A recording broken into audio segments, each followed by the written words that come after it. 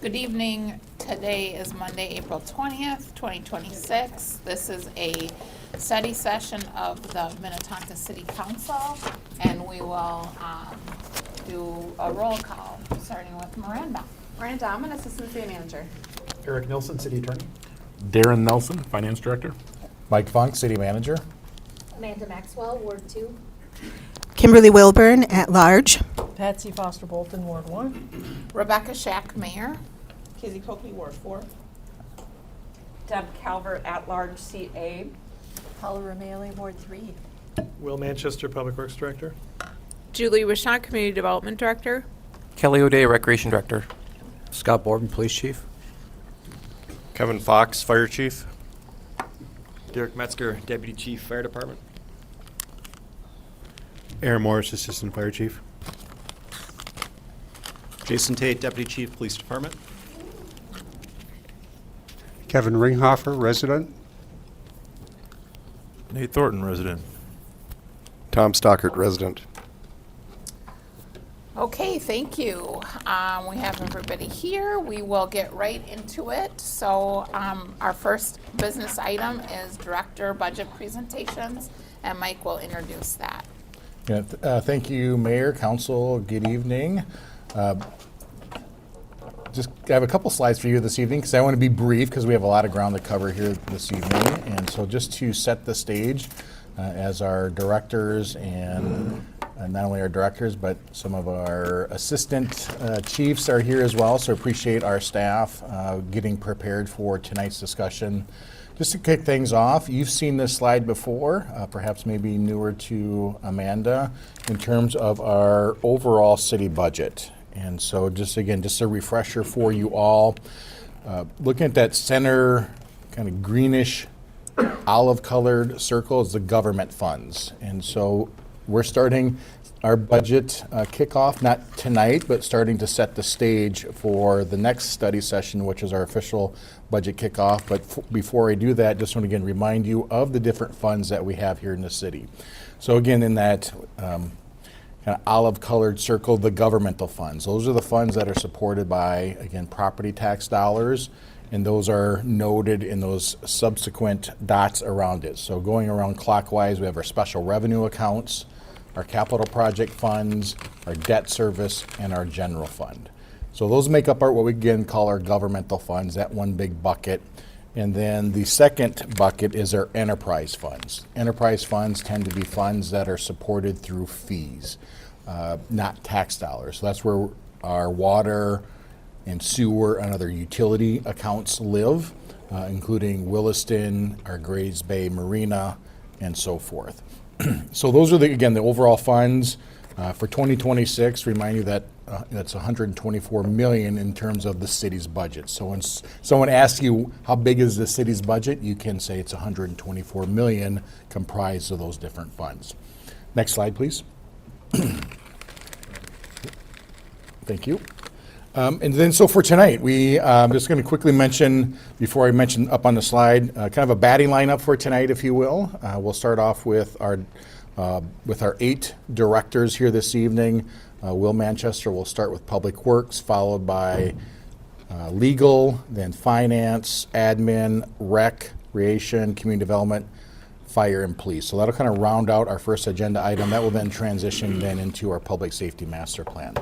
But before we get to tonight's director presentations, just want to highlight for you then our schedule upcoming this year for what we call our 2027 budget development process.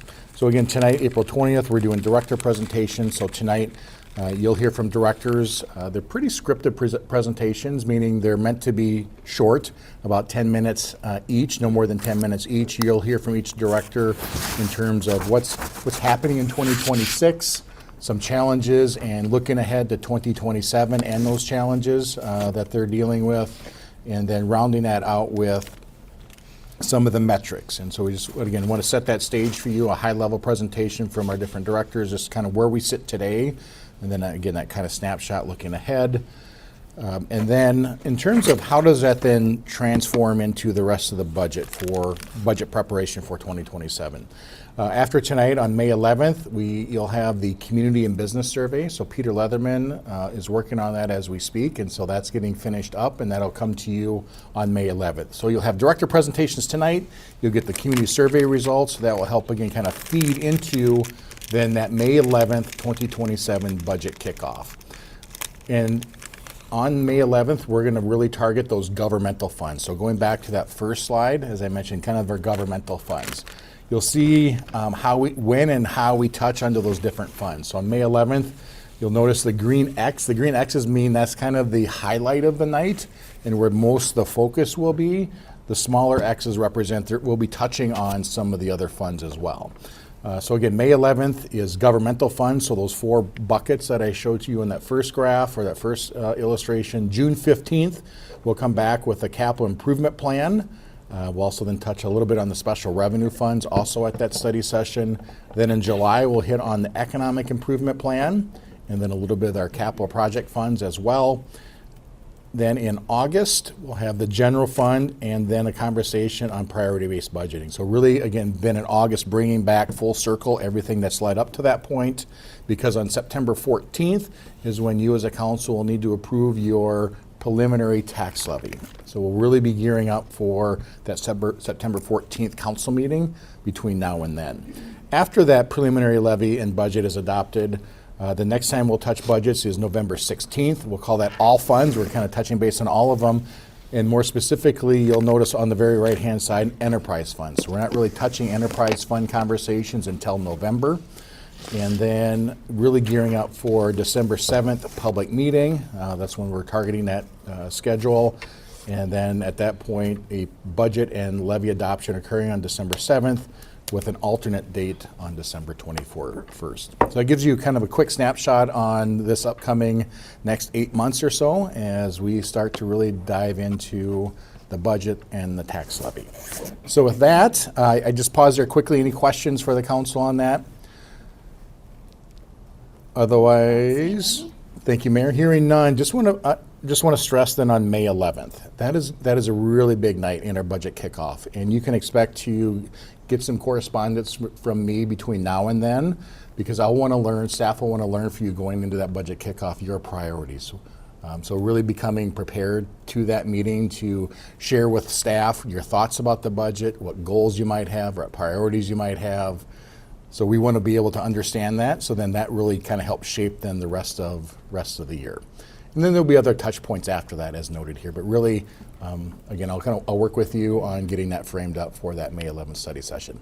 So with that, if there's nothing else, I'd really like to turn it over to Mr. Manchester. Well, he can lead us into Public Works. Go ahead, Will. All right. Good evening, Mayor and Council. I'll just jump right in.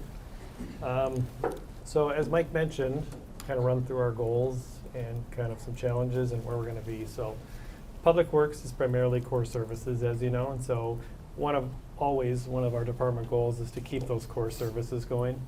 And so we've got 300 miles of streets, water and sewer, 950 water bodies, 54 parks, and 105 miles of trails. And so most of our things revolve around those core services. We're always looking to extend the life of these things as much as we can, and so that's part of the stuff we're always running through. We are working on our water meter replacement, so this year we've got our residential water meters. We're looking to hopefully finish that this summer. We've got around 9,000. It's going to be tight, but our goal is to try to get those done, and then all that would remain would be for commercial next year. We've got a number of projects in design. You've seen most of these: Excelsior, Kinzel, and then the Three Rivers Trails, and so those are currently under design considerations, and so that's a big undertaking.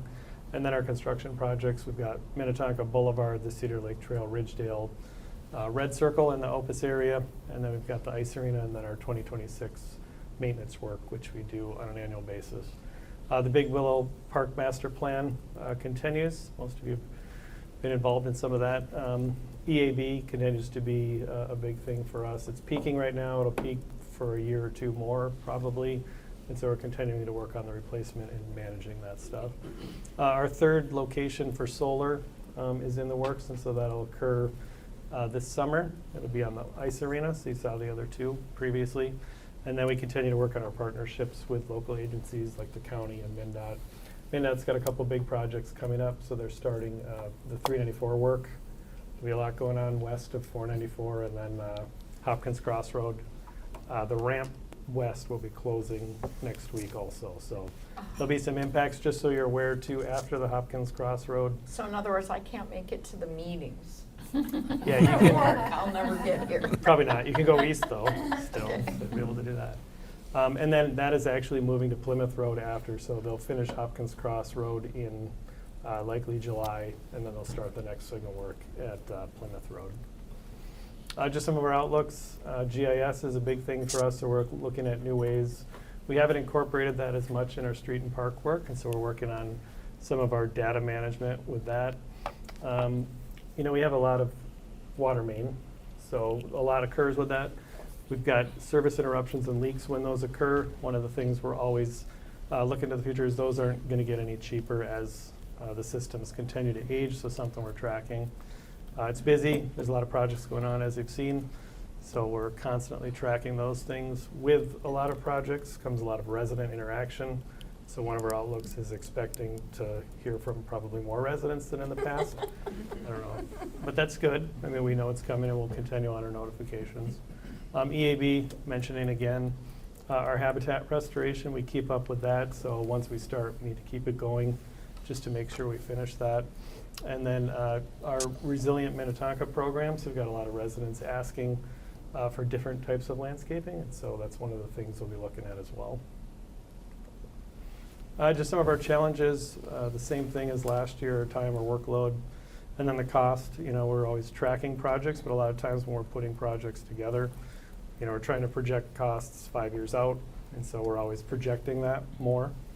And so just looking at that, the public expectation, you know, we hear from a lot of residents and work with a lot of residents, and so the need for information is always there. We'll just continue to work on that. We do as much as we can.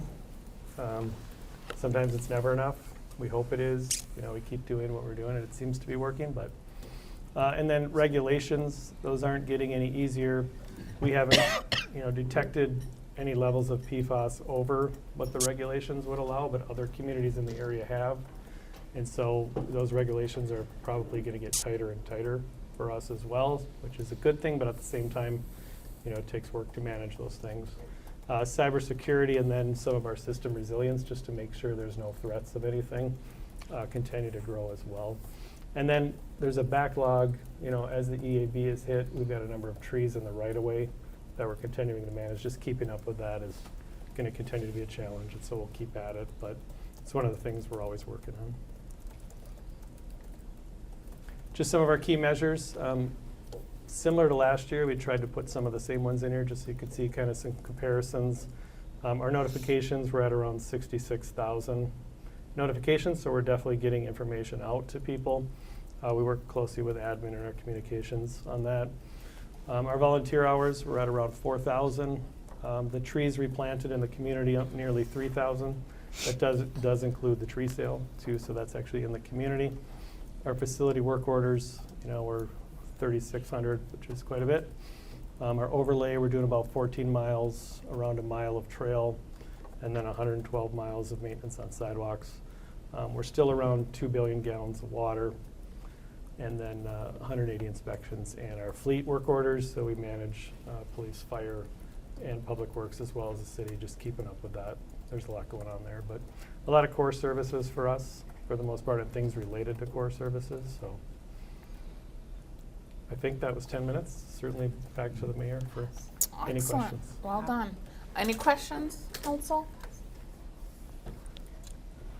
It's tough. It's a tough environment with projections, so. I think, yeah, you've done a good job anticipating our questions, and we've been up to speed with some of these projects, so appreciate that. Thanks for all the hard work. All right, Mike, who's next? Legal. All right. Thank you, Mayor, council members. A brief introduction to the legal department primarily for Councilmember Maxwell's purposes. We have 7 personnel in the legal department, 3 attorneys, including myself, and then 4 support staff. The other 6, besides myself, are solely focused on criminal prosecution. And the office prosecutes gross misdemeanor, misdemeanor, and petty misdemeanor offenses committed within the city of Minnetonka. As it would make sense, our primary source of case referrals are the Minnetonka Police Department and the State Patrol, but we do get referrals from all of our neighboring jurisdictions as well. So we handle cases that were generated by Eden Prairie, Hopkins, South Lake, much smaller numbers, but we do get those as well. And that's because typically a traffic offense or a DWI offense will cross jurisdictional lines. So the office has 2 prosecutors, and those 2 prosecutors and 4 support staff comprise the criminal division, and then the civil division is me, and I handle that work. We will have an 8th FTE coming on board at some point this year, and I want to thank the council for those personnel dollars that were provided in last year's budget.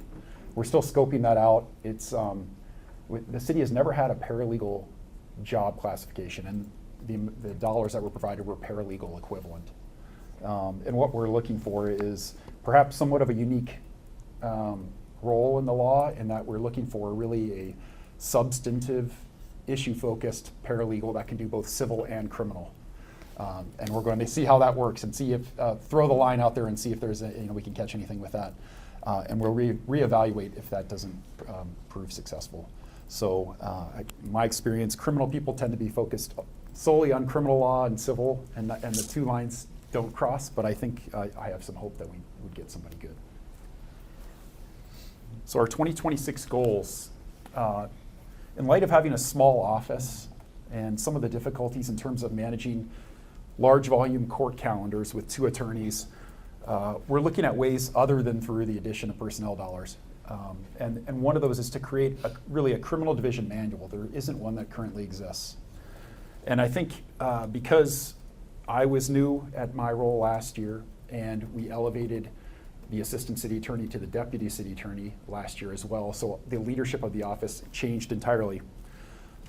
Realized that it would be really useful in many ways to have a criminal division manual that would have sort of SOP documents for some of the common offenses that occur and how we handle that process flow. It would help new folks who come on board and can use that as a resource manual. It can help in staffing and succession planning, because when any one person would leave a small office, that can create some jarring impacts, and you really need to have that the way things work written down in some form. And so we're going to start that this year. It's going to be a big undertaking. I don't anticipate finishing that. We're going to focus on sort of some of the primary case types that recur first. And then on the second bullet, we're also going to focus on extreme risk protection order hearings, because those are becoming more and more of a case type that we handle. And that's the red flag law cases. So we're going to focus on that initially as well. And then as a civil measure, I am hoping to create a sort of a comprehensive Data Practices Act reference document that can be used to aid enterprise-wide response to public information requests. So the Data Practices Act is sort of the state law equivalent of the Freedom of Information Act. And we do handle a large volume on a weekly basis of public information requests. A lot of them are police focused, and so I'd work with the Lindsay Yates in the police department, but then the clerk's office is also our responsible authority to respond to these requests. And so I think this would be helpful to everybody. Looking ahead, I think trend-wise that most prosecutor offices show an increase in case volume, and I think we're anticipating that. It's hard to project a magnitude. I think there are those who work in crime prognostication that say societally, in general, that they're anticipating perhaps a 5 to 10% decrease in criminal offenses, but there may be some unique elements in our jurisdiction that perhaps buck that trend. We're looking at the commencement of light rail service, additional law enforcement hiring by any of these agencies that refer cases to us, increased use of special enforcement details, such as the distracted driving cameras that were on Highway 7 last year, some of the retail theft focused details at Ridgedale, and human trafficking details. And then continued emphasis on criminal law adjacent matters such as ERPOs, those extreme risk protection orders, and expungements. Those are technically civil matters, but our prosecutors do handle those in our office. So, challenges. Attorney staffing is always an area of focus, and that's just in light of case volume numbers. Our office does tend to have more cases that are actually heard by a judge. It's difficult to compare numbers jurisdiction to jurisdiction because each jurisdiction has sort of a different approach to how they prosecute. We do tend to have more cases actually heard by a judge and not dismissed at an earlier stage of the proceeding. And then mounting digital evidence and discovery demands. And that includes now drone footage, but as well as body cam video and squad video. And so we also have one of the individuals in our office is solely focused on video as being sort of our video technician. The attorney staffing numbers, I just mentioned that because they're sort of always an eye on your peer cities. And Maple Grove, I think, is viewed as one of our primary in-house peer city prosecution offices, and they just added a third criminal attorney in last year's budget.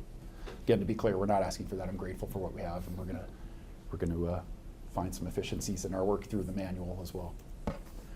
And then key measures. You can see in the top line, cases opened and processed by staff, that has gone up. There was a fairly large bump in 2024, and that was actually due to a personnel matter that I wouldn't be able to say more about at this point, but that did create a bump there where we had to address a significant backlog. But if you take 2024 out, you can still see that those numbers have trended upwards. And then in terms of 26 estimated and 27, again, this is sort of guesswork at some level, but we're projecting sort of more modest increases as compared to the larger jumps from 22 to 23. There's a civil measure at the bottom of contracts drafted or reviewed. Measuring civil legal work is always a notoriously difficult thing. And I think we view the best way to measure that as being client satisfaction. And so at some point this year, we'll do a client satisfaction survey in-house. And then we also do, I also do one with the Charter Commission, who I serve as the attorney liaison to the Charter Commission. And so that sort of serves as somewhat of a civil metric, although it's not exactly on point as having numbers like a criminal case volume number can have. And that's all I have. All right, council questions. I have a couple. One, talk to Will about how to get cool photos. I know. I forgot to say that. When you worked on this yourself, I had the clip I'm art of just the teasing. scales of justice or something. I don't know what you would put in. Documents, stacks of documents. Yep. How many of the extreme risk protection orders are we seeing? Yep. Kind of a year. Yep. So it's still relatively new. At this point already this year, we've had 5 that have gone to hearing already. So Okay. I think, and police might address that in some of their presentation, but obviously we work, side by side on those. But it seems to be more of a focus, and resolutions of those can vary between 6 months or a year in terms of effect, but you're also able to renew those. And so you know, even when you have one in place, you're also continuing to track those cases as well. And would there be an efficiency in, say, that accelerates, or one of this area is, instead of hiring a third prosecutor, to say, we're gonna contract just those specific cases out? That's a great question, Mayor. And with the new position that I'm scoping out, one of the things we do intend to have them do is sort of be our ERPO coordinator, like the point to lead on that. Because what happens now is everybody has their significant volume they're dealing with on a day-to-day basis. And an ERPO comes in relatively quickly, sometimes unanticipated, rather suddenly. I won't say it's like a TRO, but it's in that sort of vein where you have to then devote all your resources to pulling all that evidence, compiling that evidence, getting into the system, and sort of put everything else to the side for the time being. And so that has created sort of sometimes when those have come up a little bit of difficulty just in regular work management. But that is going to be one of the primary roles, hopefully, of this Good. new position that we'll be able to hire this year. I envision them a little bit like a order for protection, where all of a sudden you're just hands on that. Exactly. And then one last thing I just want to acknowledge again, because I think it's a massive, massive achievement to contract with Minneapolis on that Yep. on-call piece. And is that working okay? That's been great. Yep, and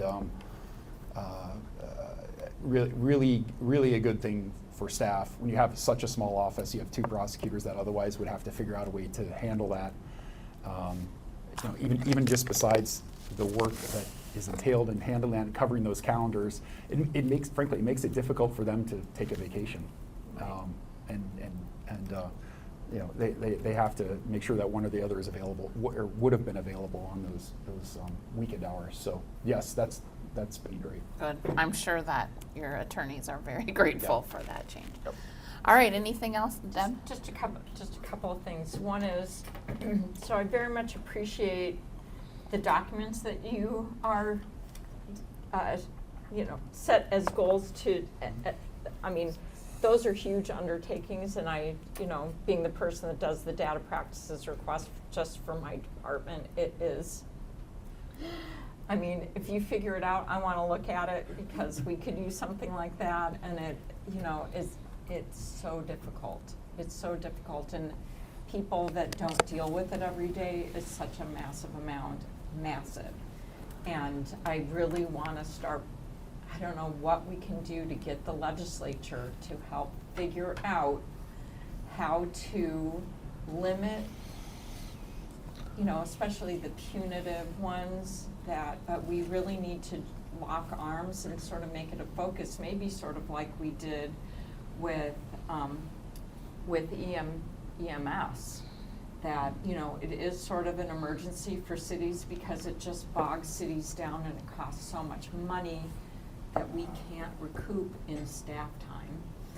So just kudos to you on that, and the same thing on, I mean, it's very intriguing to me to put together kind of a manual for the court case types or the case types. So I'd be so curious to see it. So, but I wish you a lot of luck, because that's like doing a zoning code rewrite all by yourself. So, which you also have.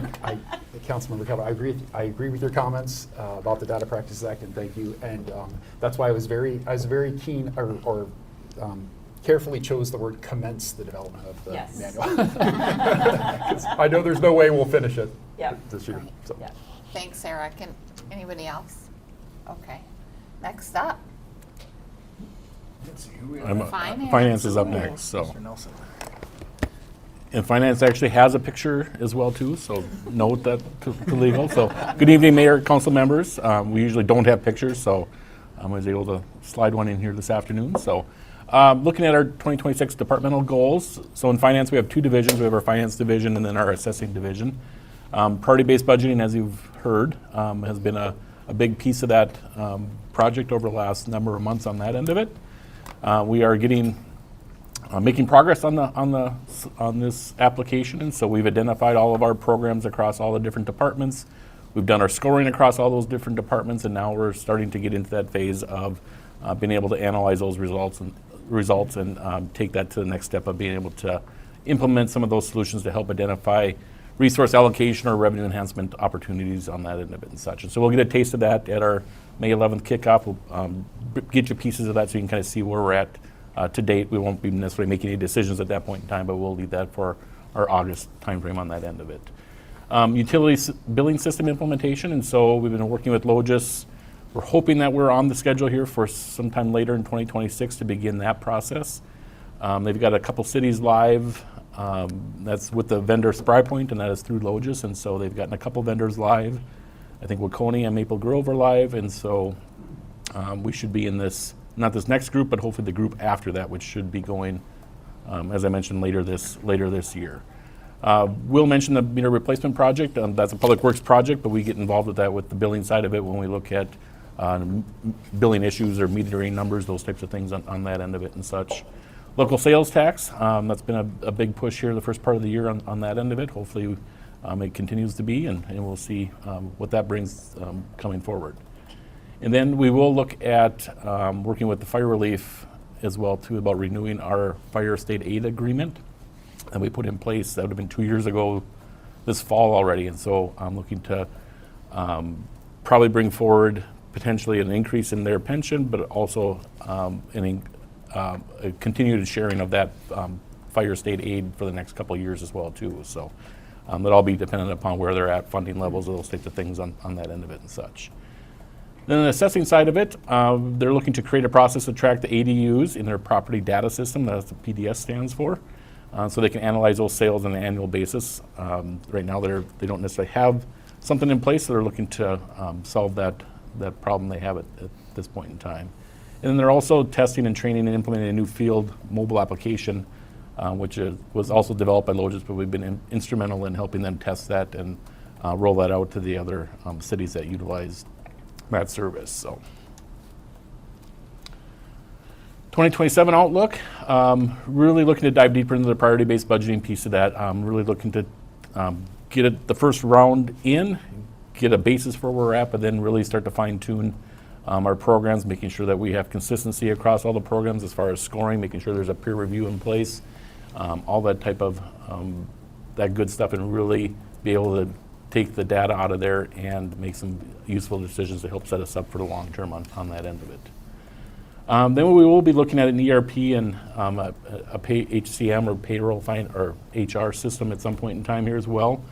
Hopefully, it'd be nice to kind of get started on that later in 2026 here, but that'll be a multi-year project that would bring us through 2027 and probably 2028 go live potentially on that end of it and such. So we're trying to clean up the last one before we kick off this new one here on that end of it. So, and then obviously 2027 will probably bring the continuation of the utility billing implementation as well too. So that'll be probably a 6 to 9, 12-month process as well too. So challenges, so it's just time to dedicate to really diving in and being a part of those bigger projects. It always seems like you're going in 100 different directions, so taking time to cut away and just dive in and get into those projects is important. Staffing stability will be a piece of that as well.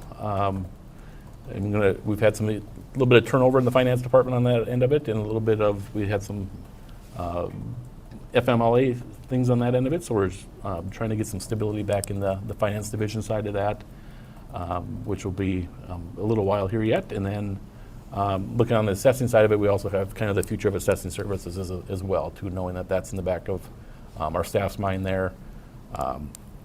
If we lose the staff there, it's getting harder to fill those positions as well too, as that's a small field and they all kind of know where some of the other cities have gone at this point in time that are still doing city assessing on that end of it and such. So just always kind of in the back of our minds on that end of it. Key measures, I won't go through every one of these, but we measure a lot of the utility numbers. What we're seeing is we're getting more numbers for online billing, so a lot of more customers are receiving their bills online, which is great, so we don't have to print and mail them as those costs continue to rise.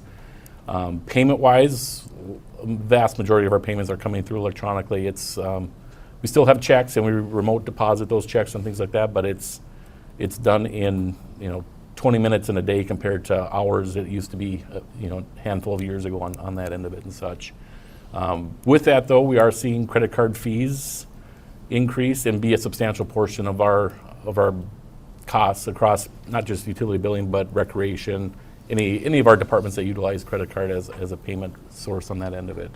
And our philosophy has always been to build that fee into the cost of the service, and no plans to necessarily change that, but it is a 4% charge, 4 to 5% charge on a lot of our credit card fees on that end of it. So we're doing, we're probably doing $50 million of sales across the city on an annual basis. It gets to be a big number on that, and you're seeing more and more private businesses add credit card processing fees, so it's getting to be normalized again. And I don't necessarily want to do that, but it might be something that's on our radar as well into the future. So.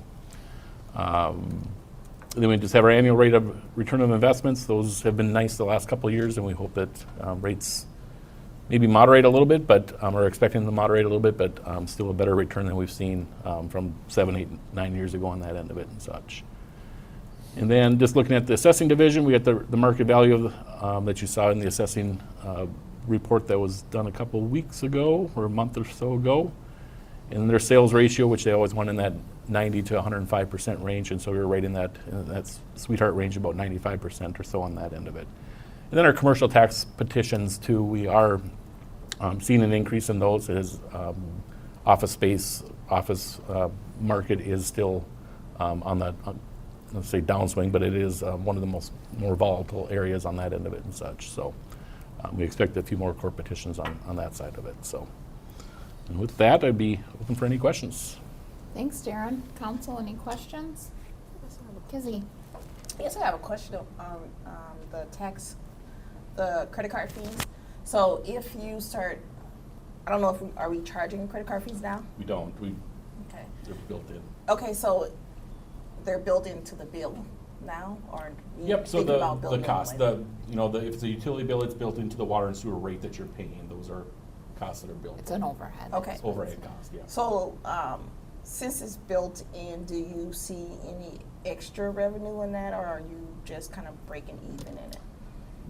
I try to emphasize that when we go to look at, from the utility billing standpoint, it's we take that into consideration on that end of it. I've emphasized, I know Kelly and I talk quite a bit, making sure that when he's looking at programming costs or fees that he charges for programs, that making sure that he take into account, 4 or 5% just off the top for credit card fees. So it's if it's a $50 program, you want to make sure you're taking into account, $2 to $3 worth of credit card processing fees off the top. So it's a big cut. Okay. So breaking even, right, basically. So yeah, that's what I'm trying to figure out, because sometimes I know you may, bill a little higher fee to get a little extra, but really, are you breaking even, or is it kind of? Yeah, no, we would be breaking even. We're taking in as an overhead cost, so we're building that in as the cost of, what's the personnel cost, what's the credit card charges cost, what are all those costs, and we look at it compared to the fees. So it's not necessarily a separate item that we're upcharging or anything on that end of it, but it's something that's built into our try to break even cost on that. Okay. Yes, absolutely. All right, thank you. Any other questions? Paula? Yeah, thank you. I was just wondering if there had been any indication of what's going to happen with assessing or movement on that, and also Paula, the you sales gotta tax. speak up a little bit. Sales tax and assessing, if there had been any, if we have any indications of what's happening there. Go ahead. No. Just quickly. if you Yep, don't have to- absolutely. Assessing, I think there hasn't been things changed since last year or beginning of this year or last year at this point in time. We have a couple, Maple Grove, Edina, we're going over to the county. But that's scheduled to happen like midway through the year this year. So I would assume that'll probably be a year transition for them or so to make that all happen. Sales tax front, I think we have our House hearing Wednesday this week. So fingers crossed there that it continues to plug away. So. Thank you. Deb? So for the ERP and the HCM, have you identified a vendor? then? No. Oh. We have not. We haven't gone out for RFP.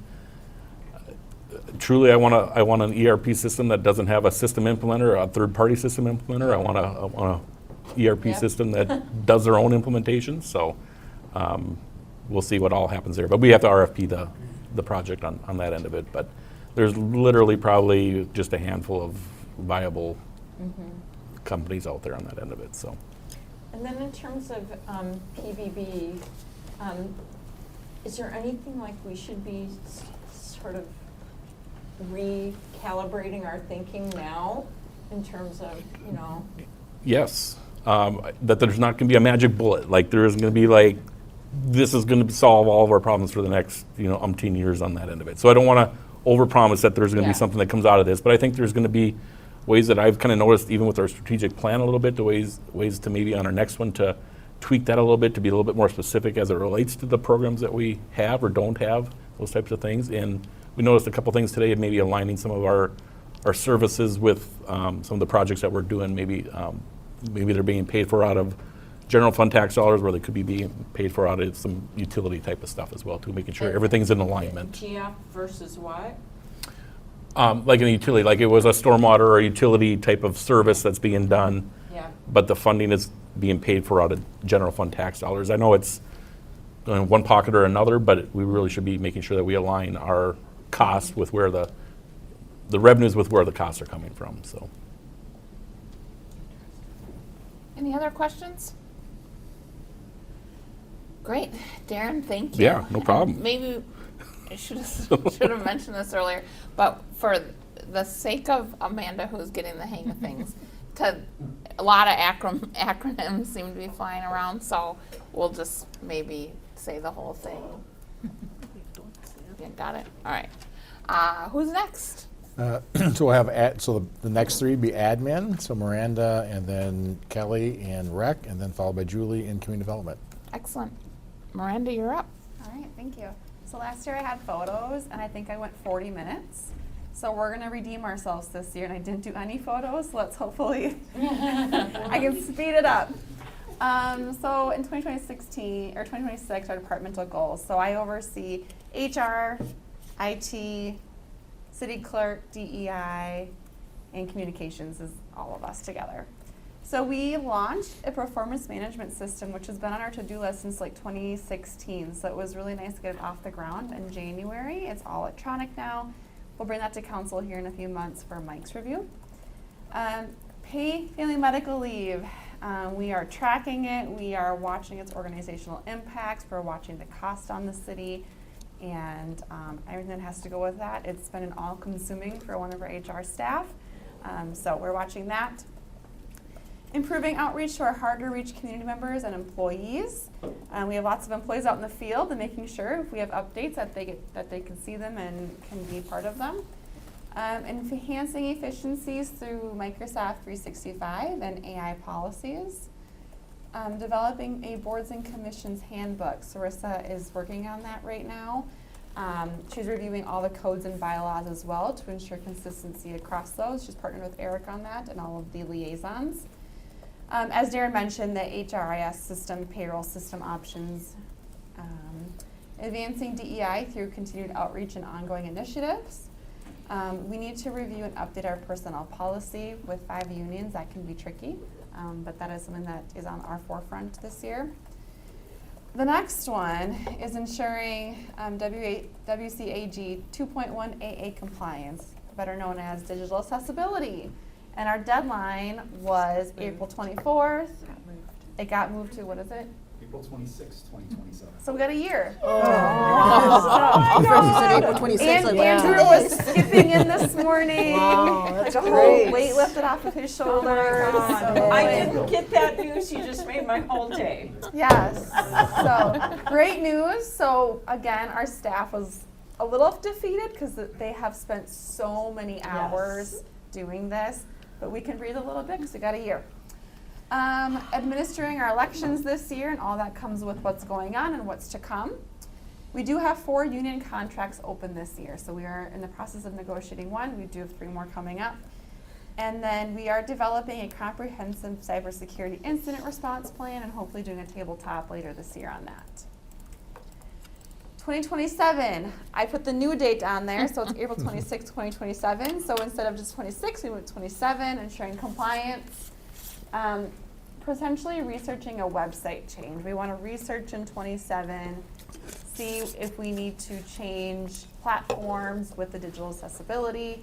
Our website is 10 years old at this point, and so just examining that. Reviewing our current official records repository. So with the digital accessibility, how does that impact our record system? We do have a council ward, our ward seat elections are next year, and ranked choice voting with that. We are nearing the end of our contract with the City of Hopkins on our ACE program. It actually ends in 2028. So next year, really want to do a deep dive in that contract and review our ACE program and just do an analysis on that. We do need to continue exploring and or implement a new system. In 2027, our police officer labor contract is up, so just one up next year. And then ongoing paid medical leave, and again, just working with our vendor. It hasn't been a smooth process for anybody involved, and so making sure that we have good experience for both our staff and making sure we can keep bodies as well to make sure we can keep running. So some challenges that we do and have faced are preparing and reacting for the unknown. We are adequately staffed in admin for our day-to-day, but when Metro Surge hits and when we have to prepare for the unknowns, the upcoming elections, and we have employee issues, and all the things that pop up, whether it's controlled or uncontrolled, pull us, and that can change our whole resource availability in a snap of a finger. So, Mike, do you want to add on to that one at all? Or no? Okay. I can at the end. Okay. Thank you. Recruitment and retention. So while most of us would say recruitment and retention, we do have a talent acquisition who manages all of that. So making sure we have continue to stay competitive. Repercussions of implementing state and federal laws. Again, we've got a couple of those examples already listed. Embracing technology advances. They are coming fast and trying to be able to keep up and ensure our employees have what they need. The rising costs, I think, will be a theme for all of us with medical costs, technology, subscriptions, and then ensuring where we can potentially cut as well. Data practices, Eric touched on that one, so I won't elaborate, but that is really time consuming, particularly our city clerk staff. Cybersecurity continues to be not, I wouldn't say a challenge, but an area of focus for us. Growth of communication channels, our video production has significantly increased the last few years, and graphics as well. And then again, reaching our hard to reach audience, making sure we're doing that and watching the data on that. Our key measures, I won't go through all of these. I would point out a couple. Our incoming desk phone calls is at 22,750. That continues to rise from year to year. So while I thought the incoming calls would potentially decrease over the years, it continues to increase. So people still do call the front desk. I sit up there every now and again when we're short-staffed, and I often hear somebody's answering the phone. Somebody picks up the phone and answers it. And so providing that customer service has been important. Total ballots cast, that's an estimate for this fall election. We anticipate 30,000 being cast. Communications division, they're at 46, our anticipated for the end of the year is 46,500. I think last year we were in the high 30s. So that continues to rise for the text and email subscribers, not just email on that one. Our Minnetonka Memo is our tried and true. It still prefers to be the communication tool. And then our grants have increased to 16. I'll just mention those couple in those areas. And then HR, we have seen a lot of retirements. We have one this year and the next month, and they've been here for like 46 years, right? Oh, wow. And so we're just seeing some of our really long-term employees starting to retire, and we'll continue to see that. Our workers' comp mod factor, we're watching that really, really closely. That does impact the budget, so we're keeping our eye on that one. And our help desk ticket requests, we're anticipating about 3,800 this year, and our ability to be remote connections continues to rise. We're at 590 devices. And with that, I'll leave it there. Thanks, Brenda. Council questions? Anybody? Kizzy?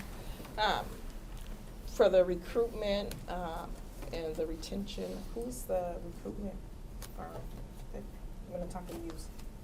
So we have our own, we have an employee, she's in HR, and her name is Katie Young, and she is a talent acquisition. So she partners with all of the supervisors and works with each of them through their hiring process, and she also attends a ton of job fairs throughout the year. Okay, so she's internal. She's internal employee. Okay, and then for the BIPOC, I saw that it was 9%. Do you expect for that to increase, or for like 2027, has it been going up, or what was the numbers last year? Hopefully. I think we were at 8% last year. I will say in the last year, we now have 2 BIPOC in supervisory roles. Okay, And they were our that's good. first 2 moved into a supervisory manager role. So we have a sergeant and then Jace Alexander as well. So. Okay, all right, that's good. Other questions? Anybody? Great. Well, you really trimmed it down. Mike, did you have? No. Okay. Yeah.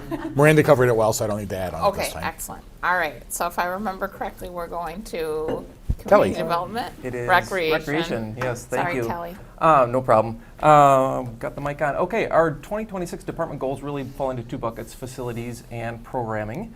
So under facilities, the first is the Marsh. One of our goals is to increase our facility rental revenue and then also our membership numbers by 5%. I think we're on track to do that. The Marsh has been very busy, which kind of ties into the second one. The second bullet is facility improvements. And so we're in this kind of limbo stage where we're talking about the future of the Marsh, yet then we have, you know, somewhat high traffic most of the days, and so we want to make sure we keep up with the building. And so things like carpeting and roofs and things like that, we're looking at doing some of those minor facility improvements right now. At Williston, we've got a lot going on. This summer, they're going to be redoing the gym floor, which is 20 years old. Our fitness floors are getting a new finish, and then we're also replacing a couple features there in the splash pad. I think the frog that's in that picture is going to be replaced. So, and as well as some rooftop units, there's just a number of things that are in our CIP, our capital improvement plan, that we'll be doing at Williston Center. The community center improvement plan, I think most of you were on council in 2022 when we were planning to renovate the community center. The Marsh became available, so we put that on pause. And so we'd like to at least get a plan in place in 26 as to what we're going to do. I believe even at the next study session with the budget kickoff, we're going to carve out a little time and talk about recreation facilities if we can. So that will be part of that. I think Will mentioned our ice arena. So in a couple of weeks, our refrigeration in Rink B will be renovated, so that'll be down for 4 months all summer. Hopefully, fingers crossed, back up in time for our busy season, which usually starts in late September, early October. And then lastly, with facilities would be our Shady Oak Beach Lifeguard Shack. So we're winterizing that, so that's a lot of heating and cooling. Not only help our lifeguards in the summer, but will also help our sauna attendants in the winter. So when it's February and it's 0 degrees out, it will be very nice to have some more heat there at the beach. And then under programming, each year we always try to offer new programs in each area, so youth, teen, adult, and senior. Our goal is to do at least 2 per area, and then continue to offer intergenerational programs with our senior services. A couple examples would be Pen Pals. We still have a Pen Pal program, so seniors work with a local elementary school, and then we have another program called Hopkins Propel. So we've got high school students that come over to the senior center and help seniors with mostly technology. Phones are typically what they're using, and so I think I'm ready for that program. Actually, I've had some issues. But it's actually really fun to see, because the high school students, they're getting something out of this too. So they're coming to help the seniors who are sometimes, you know how it is with their phones. It's like, what is this? I'm asking my wonderful children most of the times what happened, and so it's really cool to see that. 2027 outlook, again, talking about facilities. I know we've been talking about the Marsh and the community center in Williston quite a bit. Again, we'll probably hit that more in depth in May. I think the community center is the one that we want to focus on as we put that on hold and kind of want to talk about that in the future.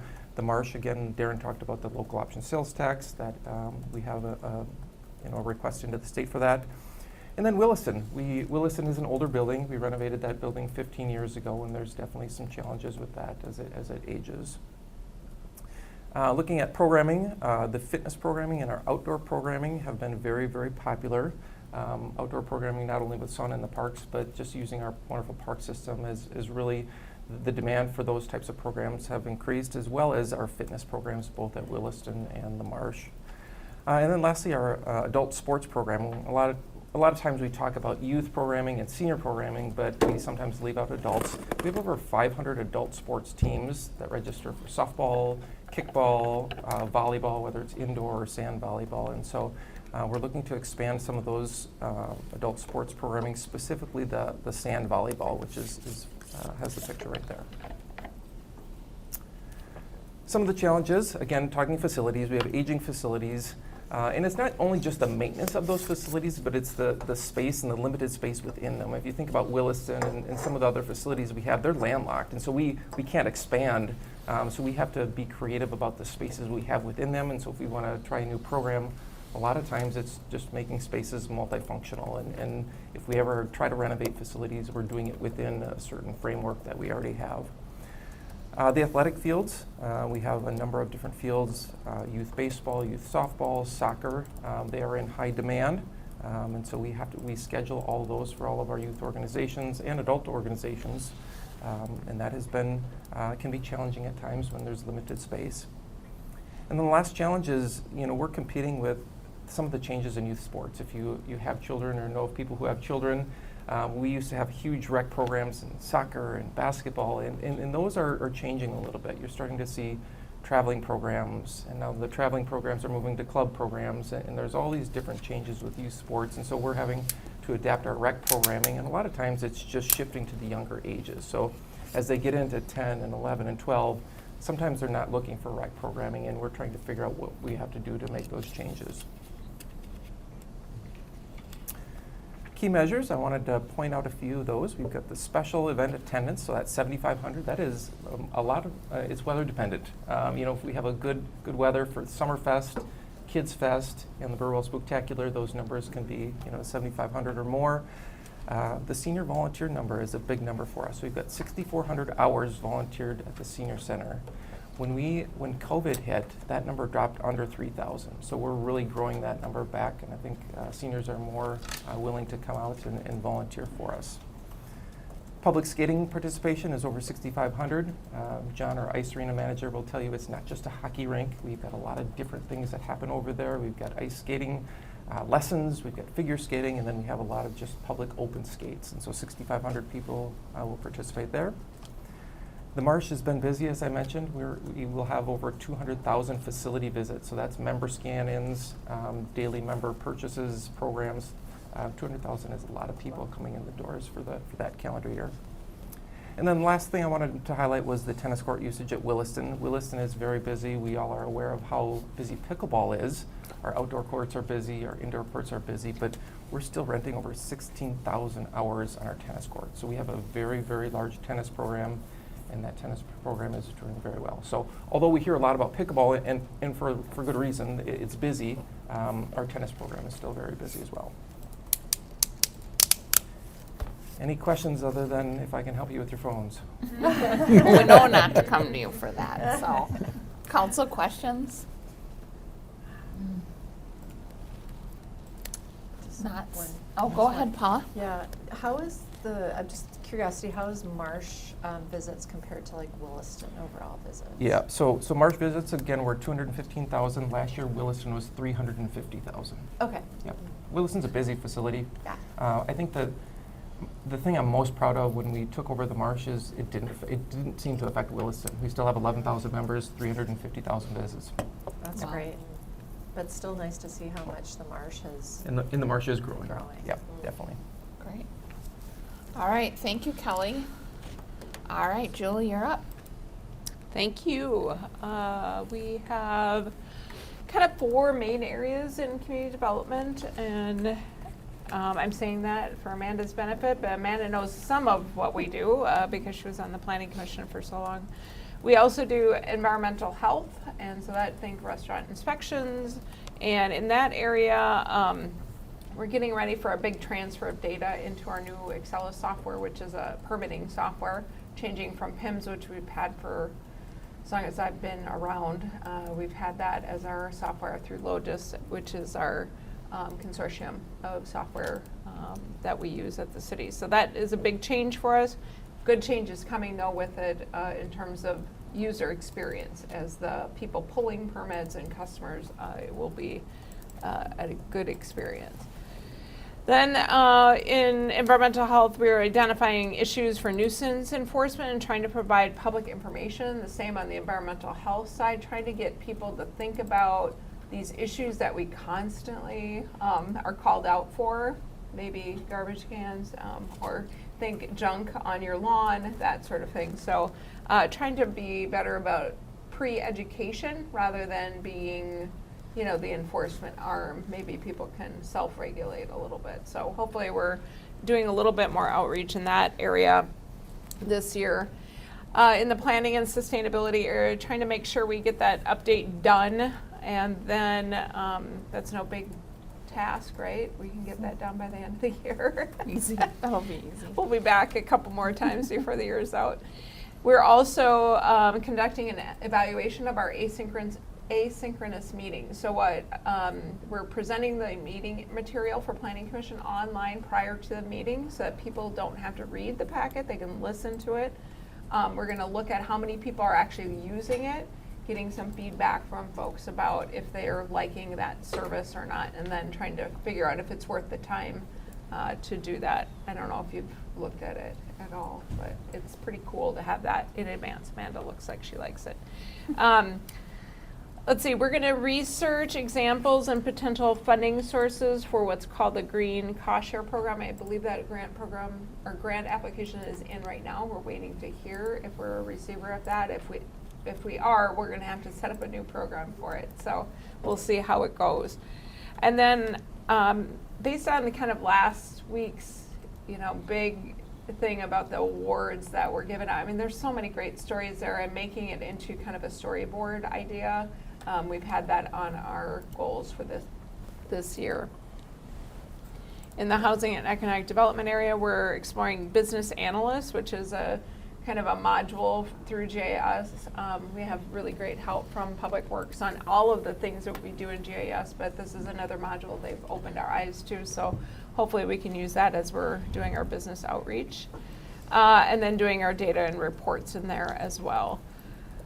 We do want to hold a large multi-unit property meeting for the folks that manage these properties. We used to do them more often. COVID hit, and then we kind of fell out of that habit. We do a lot of online meetings with folks, but we kind of want to get people in, do some education, and have contacts so they know who we are and we know who they are. We have their emails and all of that, but it's just kind of a more hands-on approach with that group.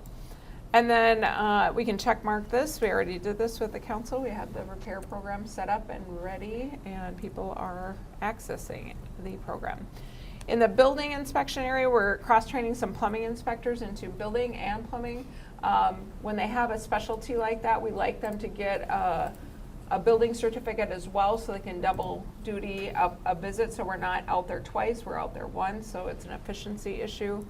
Also, to offer state training to those folks that are looking for a building official license. So first, usually they get a limited license, and then they get a full building official license. And then we're developing some plan uniformity and streamlining of digital plan reviews. So we've been using our digital plan software for probably 7 years, and this is kind of the next iteration. And so if you have a similar house plan, or you have a similar, like maybe you have the same style of house going into a development, there's an efficiency that you can build into the software that you can get the plan review to be more efficient in terms of the reviewer's time. And then finally, helping with our permit techs to be more involved in the Minnesota Permit Technicians Association, and that would improve their overall knowledge. So what they do is they actually process a permit the minute it comes in the door and says, kind of first glance, does it miss any of the marks that they know about? And as they get more familiar, it kind of helps the efficiency immediately when somebody applies for a permit. Looking at 2027, we do have some staffing changes upcoming in environmental health. We have a retirement. And then I would just say in general, work is steady there. That doesn't really fluctuate too much. Restaurants tend to be staying the same. We have had some closures, but usually right behind the closure, there's a new occupant coming in. So that hasn't been a real roller coaster or anything. That's usually remains pretty flat. In the economic development and housing area, working on that corporate outreach, we have some video production coming that was helped. We were helped by the communications division in administration to produce these videos talking to actual CEOs about why they're here in Minnetonka. Mike and I were just out at Culligan talking to them about why they're in Minnetonka. A really great history there. So some of this will come out on social media. You'll see some of these interactions with companies that choose Minnetonka as their home. Continue to monitor small business. We're always kind of sensitive and trying to help and outreach to these folks, doing what they call neighborhood kind of outreach, where people will go from the assistance centers like MCCD, which is the community development consortium that provides Open to Business program, which is an outreach program of the city. And there's two additional things we're watching. You know, the implementation, depending on where you head with short-term rental, whatever you decide will have to be implemented next year, and well, this year and next year. And then, of course, affordable housing projects, working on that. In planning, workload's up. You can kind of see that by what's on your agendas, as well as, you know, last week, the 3 neighborhood meetings in 1 week. That's usually a sign things are a little bit more happening. Implementation of the climate action plan is important. And then once the zoning work's complete for 27, we're already diving into the comp plan. So get ready for another big process. And then building permits, actually permit and inspections, I do have a positive outlook on that. I'll talk about in the next slide some of the things I'm worried about. But if you look historically, and I've been studying this for a couple of decades, Minnetonka has always been able to weather storms pretty well in their permitting area. And so, you know, probably the last major issue we had was about 2008, but there still was activity happening in Minnetonka. It wasn't like we took a total dive. We were still doing projects. We have some large projects planned this year, and those will get built then in 27. You can kind of see what's happening, the orange, you can kind of see what's happening with the permitting activity. You can see that big jump this past month. That's why we're all kind of twitchy and don't know which way is up. But this doesn't always happen in the spring. We do get a little bit of an activity swing, but we've seen it's bigger this year than it has been in the years past. Some challenges that were, on the flip side of what I just said about building, some of that uncertainty in the economic markets does impact what is happening here. Development investment is notable. I mean, I don't know that every community, every suburban community, and I'm thinking about the west side mostly, has the kind of activity that we do. And I look at construction numbers and that sort of thing from other cities, and we remain strong in that area. But it's not your typical project. It's not like what we were seeing, housing after housing project, right? This is different. This is tenant finishes. This is office conversions, new users coming in, that sort of thing. So staffing and proper coverage, Miranda touched on this already. When you get a leave and that leave extends for a really long period of time, it can really mess with your community or customer service, especially in some of the jobs that we have, which are very customer focused and trying to respond to inquiries and requests. Technology, we already talked about. Housing, something we worry about is affordable housing contracts and working to ensure they continue. So however we can get that done, that's something that I continue to be concerned about. But we have a plan, but just executing the plan is what we're looking at. And then coordination for residents with mental health, physical or situational challenges. I talk about this every year. We work a lot with police and fire and various parts of the city to deal with. Maybe it's a property issue, maybe it's a maintenance issue, whatever it is. And that continues to be a strong element of our work. And I worry about how much time that takes, and then I worry about the people who are having those circumstances in terms of how they're getting assistance and making sure they're situation is handled. I won't go through these numbers, but generally you can see each division and the activity level that they had. I think we were a little bit low on planning applications for last year, but in terms of total permits, we were up. Annual inspections, we were up last year and this year projected. So with that, I will stop. And you see me enough, so I don't know. Do you have All any right, any questions for Julie? I have one. Kimberly? Do you have a feel for if we lost any restaurants or small businesses because of Metro Surge? I don't have direct information about that. We did have a closure with a restaurant we knew was having trouble even before that, so there was that. I know people that are having challenges in terms of trying to stay open, but they haven't quite closed, so I would say 3 in that situation. I don't think MetroServe helped, but I don't know that I would pin it totally on that. So I just think they were maybe in a vulnerable position before, and that didn't make things better. Yeah, maybe 3 in that category, I would say. Okay. Any other questions? All right, thank you, Julie. We'll catch you with whatever comes up. Whatever, next month. We'll see you on Wednesday. All right, Kevin. All right. Good evening, Mayor and Council. I apologize. I got the obstructed view tickets tonight, so I'll do my best to lean around as For a hero, too. Right. Please. Look at the pictures. And you're a hero, too. So we'll call this part 1 of cat rescue. 2 that you'll hear from me tonight as we give you a public safety master plan update too. So jumping into this, in 2026, some of our department goals is we are looking at doing pretty extensive training or extensive training with the Metro Transit in preparation of the light rail that's coming through. This is something that's very new for our area.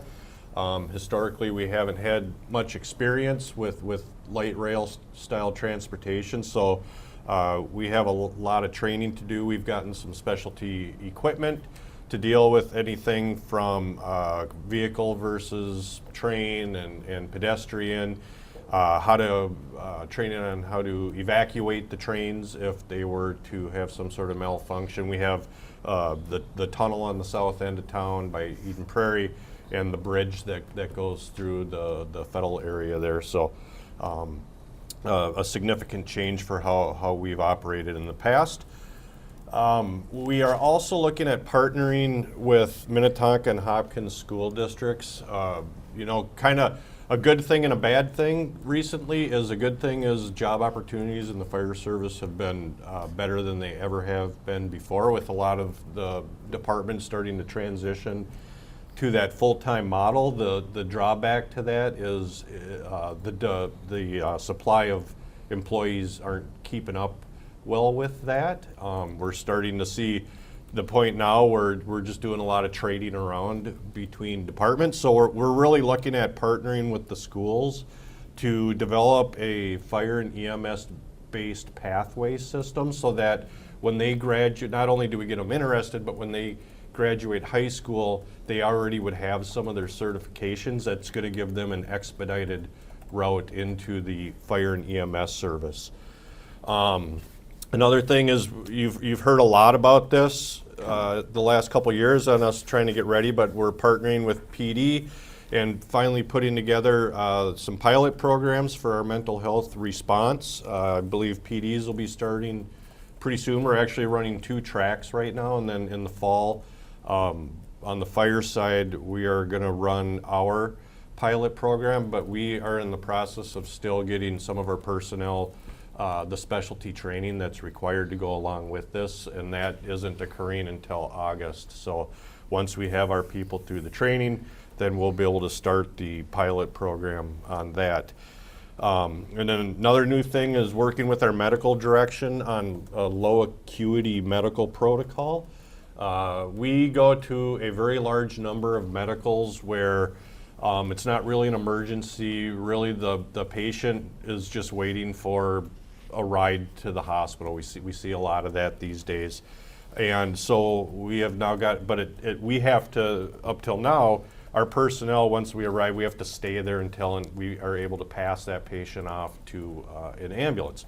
Under this new medical direction, if a patient is able to meet certain criteria and they're good with it, we're able to leave them while they wait for the ambulance. So we won't necessarily have to stay on scene, but they have to meet very specific points for us to be able to do that. So that'll be something new that's coming along, and hopefully then that'll free our crews up for other calls. In 2027, the things we're looking at is we're looking at potentially adding paramedics on duty, and this would be through higher certifications of existing firefighters. We've talked a lot about EMS. Oh, did I forget to move that forward? Gotcha. There we go, thanks. We've talked a lot about EMS over the last few years and the challenges that have come up with that, and it's gotten a lot better, and we've done a lot of work with Hennepin County Medical Center. But one of the things that we're still seeing inconsistencies in occasionally is that response time. And this is something we're seeing with a lot of other departments, and HCMC has actually done a really good job in partnering with the other departments to get some of these paramedic programs up and running. It allows us to put a small number of paramedics on staff, and then they're able to start some of those more advanced treatments prior to the ambulance arrival time to help the overall patient outcome. So that's one of the programs we're looking at experimenting with. And then again, the progress of the Public Safety Master Plan, we're halfway through, or a little more than halfway through, and have a couple more years on that. So next year would look at onboarding more firefighters. If you remember, we took a pause this year to look at fire stations and figure out a plan for that. So next year we'll be looking at potentially adding some more personnel, which is going to allow us to start staffing up a fourth station.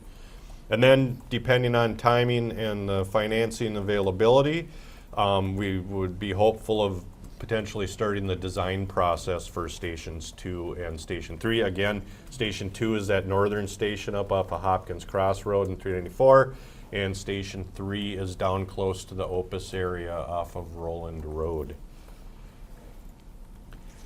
Some of the challenges, again, it's recruitment is the big one, both paid on-call and full-time. We're starting to see the demand is outpacing the supply when it comes to firefighters. So we're looking at ways to address that. Operational costs, this is a problem every department is seeing, so we are no exception to that. But it's really causing us to take a look at our equipment that we use and start to get a little more creative with it. We're looking at replacement schedules, equipment that maybe doesn't get used as often, that's on a more frequent replacement schedule. We're looking at extending the life of some of those. Some of our other bigger purchases that are more bulk purchases, like turnout gear and things like that we buy all at once every so many years, we're looking at possibly, do we spread those out in phases over several years to kind of help ease the budget constraints with that. So we're trying to look at some unique ways to balance those replacement schedules. And then again, it's maintaining an adequate number of paid on-call staff to cover available shifts. Our Public Safety Master Plan, even though it talked about hiring full-time, the full-time side is for that consistent staffing, but it still really relied on a component of paid on-call. Prior to the hiring of full-time firefighters, we were always targeting kind of that 80 personnel for our paid on call. We've adjusted those numbers now, and we sit in kind of the low to mid 50s. Seems to be a good spot for our paid on call, but it's becoming difficult to maintain those numbers. As hard as it is to recruit, it's also as hard to retain because people's lives are getting really busy. The demands we place on our paid on call are a lot because they ride with the same certifications as our full-time. There is no distinction between our full-time and our part-time firefighters when it comes to training and qualifications. They are exactly the same, and that's a lot to ask on a part-time basis. So that continues to put a strain on our paid on call. And then our key measures. So again, we're at, well, when I put this number on here, it was 58, but now we're down to 57 because we did lose another part-time firefighter out of our recruit class. We're at 27 for our full-time. Last year we were at 6,549 calls. That number goes up every year by about a 10% increase annually, give or take. Again, 89,000 hours of total training occurred last year, and when the bulk of your personnel doing that training are paid on call or part-time, that's a lot of training for them to do. Currently, we shoot for staffing levels of 9 full-time on duty every day and 4 paid on call on duty, and that if those numbers, if we're able to meet those numbers because we don't have sick calls or gaps in our shift coverage, that allows us to staff 4 trucks. Right now we either run 2 trucks out of here and then 1 out of 3 and 5. If we are running 2 out of here during the day, we'll put them down at Station 4 during our peak time because that's one of the areas of the cities where we're still seeing some gaps that Deputy Chief Metzger will touch on when we talk service level objectives. And then our response time to all emergency calls right now in that 90th percentile, we're still sitting at about 9 minutes and 17 seconds. And Deputy Chief Metzger will talk about those numbers a little more in depth in a little bit. But with that, I'll entertain some questions. Great. Thank you, Chief.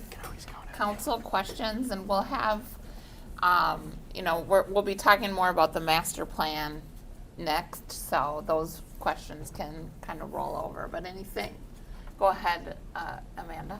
Yeah, I have one question.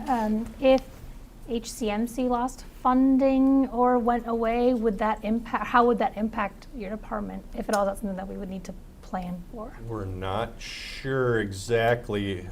That's a discussion. We've talked a lot about those concerns over the last several years. There's been a lot of uncertainty overall in EMS, especially at the statewide level. HCMC has reassured us all along that regardless of what would happen with the hospital, that their ambulance service would be okay. I don't necessarily believe that 100%. They do operate somewhat as a separate entity from the hospital, even though they fall under the hospital umbrella. They're kind of like a subsidiary of the hospital. So they assure us that services would not be interrupted. I don't know that I 100% buy it, so a lot of us are a little worried about that, but there's enough ambulance services in the area that short term could help fill gaps if that were to occur. But I think we share those concerns with those uncertainties as to what could potentially happen there. Really scary deal, frankly. Yeah. It's a hospital you would never think would, it's a pretty critical piece of infrastructure. I don't think the state in good conscience could let that hospital close. It's an absolute critical part of the healthcare system in the metro here. And because it's not just the ambulance service. yeah, they it's the take hospital. people there, Well, they're and a it's the teaching level 1 hospital. trauma. It's the level 1 trauma. It's the burn center. I mean, it'd be a catastrophic failure to let it close. So I'm confident they're going to find a way to keep it open. Deb, yeah. I just have one quick question. So, with the staffing challenges, does that, we don't often get in the weeds about like overtime. Is that putting overtime pressure on the full-time staff or anybody, frankly? It hasn't been an issue yet. The overtime that we're seeing right now is usually if it's got to fill a vacation or a sick call, or if they're coming in for specialized training.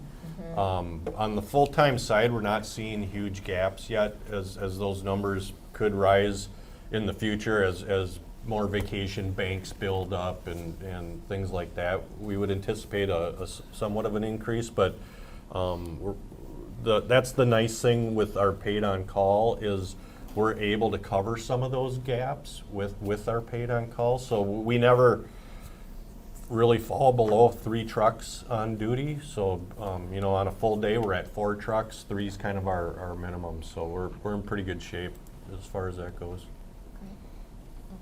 Anything else? All right, well, we'll be back. All right, next up, Scott, last but not least. All right, good evening, Council and Mayor. So as you know, over the last couple of years, there's been significant investment in policing, staffing, and technology. So for the next couple of years, our purpose is really to evaluate that technology and staffing to see how it's working and to make some adjustments. So really nothing too crazy here, but as you mentioned, Mayor, we will provide more details about the technology in our Public Safety Master Plan update. But this is kind of a high-level overview of kind of our goals going into next year. So as our comprehensive evaluation of the RTOC, which is the Real-Time Operations Center, and just as a reminder, that was the space that was dedicated to consume all the technology that we have into one space. And really that has provided amazing just things that we didn't even think of that I'll share a bit more as we get into the public safety study. But primarily looking at next year is really workload. Right now we have 2 people that staff it. They also are supporting our detectives. They're our crime analyst and our data analyst. So really looking at that, right now it's open typically Monday through Friday during the day. Our evening shift and overnight shift don't have the luxury of the RTOC helping them on calls, and so we're going to make sure we look at it this year and then identify any strategies for into 27. Axon RMS, that's our records management system. That is a project that Jason has taken on. It's been a ton of work. It's really converting our entire records management system over to a new one. It started probably a year ago, and we're ready to flip the switch here in May. So that's pretty exciting. That's really the last piece of the Axon suite that we invested in a couple years ago. So hopefully that goes smoothly. Opus substation, that is the space in the Opus area. We've always been looking for kind of a location in Opus, because that is, with all the development that's happening, is really to position a car in that area. And last year, United Health Group had donated, or we have an agreement with United Health Group. It's a 1 year, each year. It's free of charge for up to 5 years. And right now, they're getting the space up to adding some furniture and stuff like that. So our goal is to have a police car down there in the area. Next is the transition, identified medical calls to the fire department. This came out of the Public Safety Master Plan. It's really, as you know, police have been the primary responder to all medicals, and then fire would be the backup, and they would come to the more significant calls. It's really been a goal of ours to transition, if not a majority of those calls, to the fire department, and so we're hoping that happens this year. And then Kevin already mentioned the mental health response model. And this might be just a review, but we have a social worker who's embedded here. And really her role was to be the follow-up aftercare. So 911 call comes in, let's say, and you'll see the numbers, roughly 500 per year. They're going to dispatch police officers because there's nobody else to fill that void. And so really the officers would go out, and if there was a need for follow-up care, they would do a report. And then Kelly, who you will actually meet next week, she's going to provide an update to the council at the studies, or at the council meeting next week. She would try to intervene and try to work with the family on doing whatever they can to stop the calls for service. What Kevin's mentioning is, as they prepare to take over some of those calls with some training, we also want to explore right now is Kelly will go out as a co-responder with a dedicated officer, just to kind of fill that gap right now. And so we're going to do that here in the next couple of weeks. And then when fire is trained, we're going to get them to hopefully help us out with that. And then lastly, we've been working with Ridgedale. We have an office at Ridgedale. If you've been up there, it's subpar. I mean, ceiling tiles are falling down, and so they have been working on a new space for us. and we're picking out the carpet right now, so that's pretty exciting. We have 2 detectives that work out of an office up there, and so that'll be a much better workspace for them. Lastly, I forgot to mention for the Axon RMS, I'm not really ready to really go public here, but I'm pretty excited that we have been approved for some congressional spending to help us reimburse us for our RMS system of about $965,000. It is at the federal level, so until Darren says there's money in our account, we don't want to get too excited, but it's pretty cool that we were able to secure some potential funding. It's already in the CIP, but this would be a good way to cut that by about $1 million. As we look at next year, as we evaluate the RTOC, we're really going to look first internally with priority-based budgeting, really taking a look within our own budget and our own staffing is where can we allocate resources to expand the shift coverage. An example could be, if we could get our staffing a little further ahead, is we have 4 cadet positions, and that's really to make our bench a little stronger with new officers. Our hope was we'd be a little closer to being at fully staffed, that we could take some of those cadets, which are part-time, non-benefiting earners, and we could maybe move them into supporting after hours into that RTOC. Don't know if that's going to be an option yet, but that's just something that we're looking at.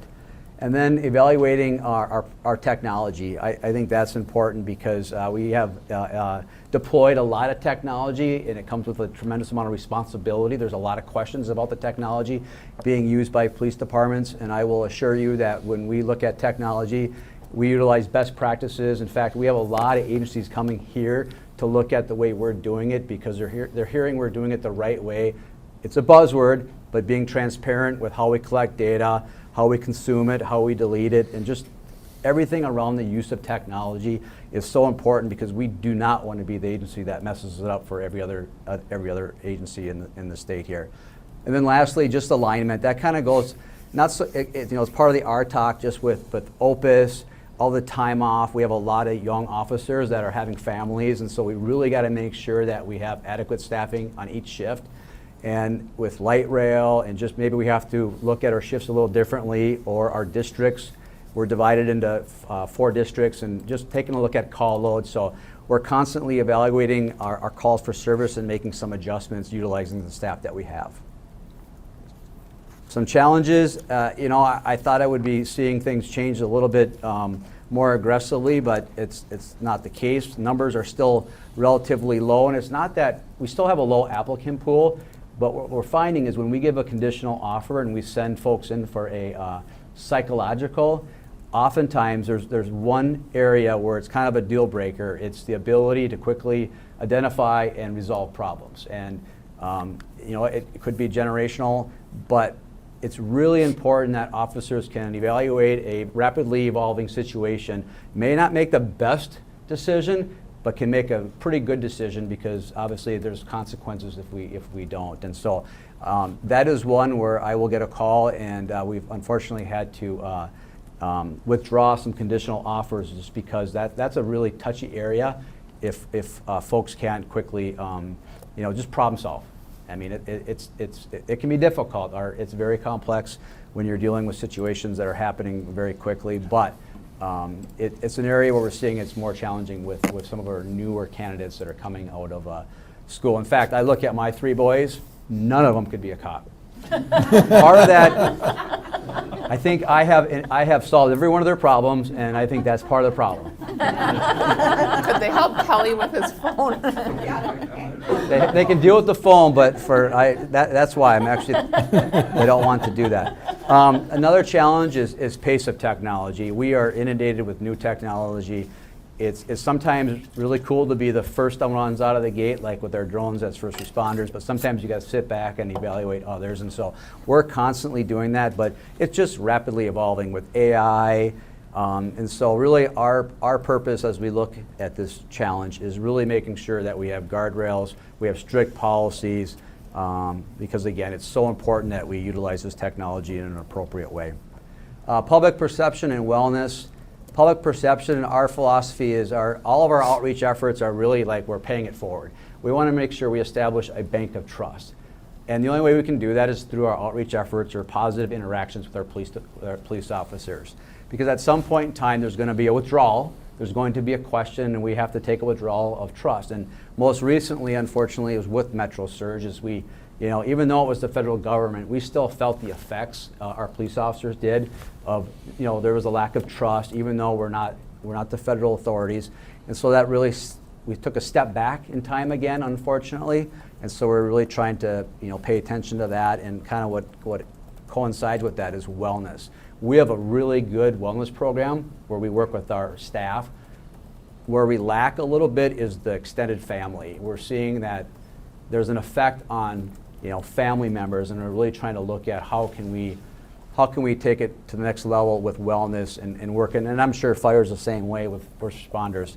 It's different now, and I think people react a little differently, and I think that's okay. And so we want to work with family. And then lastly, I'm sure all of us here is budget. We understand there's a lot of priorities from the city, and so as we look at the next couple of years, it's really for our budget, using priority-based budgeting, is where can we, utilize the technology, but yet we're not always coming to the community saying we need more money. I mean, so that's going to be a challenge that we give to our staff in the police department. Some key measures here, I can kind of highlight a couple of the ones I think that are important. Our calls for service always stay, really, kind of in the same area. It just depends. Trending, from what I've been told everywhere, they tend to be going down a little bit. But, part 1 and part 2 crimes, in 25 we down, a couple hundred, and really that's your, part 1 is more serious crimes, part 2 is your probably your vandalism, things like that. So that's we're relatively flat, but last year we did take a little bit of a dip, and that's a good thing. Now, part of it is that there was an increased focus on juvenile auto theft, juvenile theft from auto. We have a detective that's assigned to a group that work those cases, and they've had great results. And so I think, unfortunately, yeah, I could say 20 kids are responsible for 100 calls. That would reduce that number, and so I think that's where you see that. And then, mental health calls, you see where that's at. And then, training hours, we invest a ton of time training our officers. We have a very young group. Just for perspective, we're only required to have 48 hours every 3 years per officer, and we far exceed that, which I think is a really, really good thing and important. And then our engagement events, that's something that we focus on. And in 26, we did add a community engagement officer position, but we haven't filled it quite yet because we're still down. We're down 6 officers right now, and until we can kind of start the backfill, I can't pull somebody off the street because that would short that shift. And so we're kind of juggling a little bit, but we do a significant amount of events already with just Eliana and the officers. I kind of blew through that pretty quick, but I know we're doing the Public Safety Master Study update, but that is all I have. Great, thanks, Scott. All right, council, any questions for Scott? Well, this. Go ahead. Yeah, go ahead.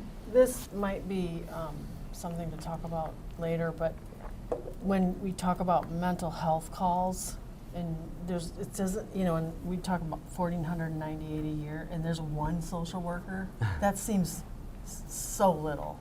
You know what I mean? I mean, like in a day, in her shift,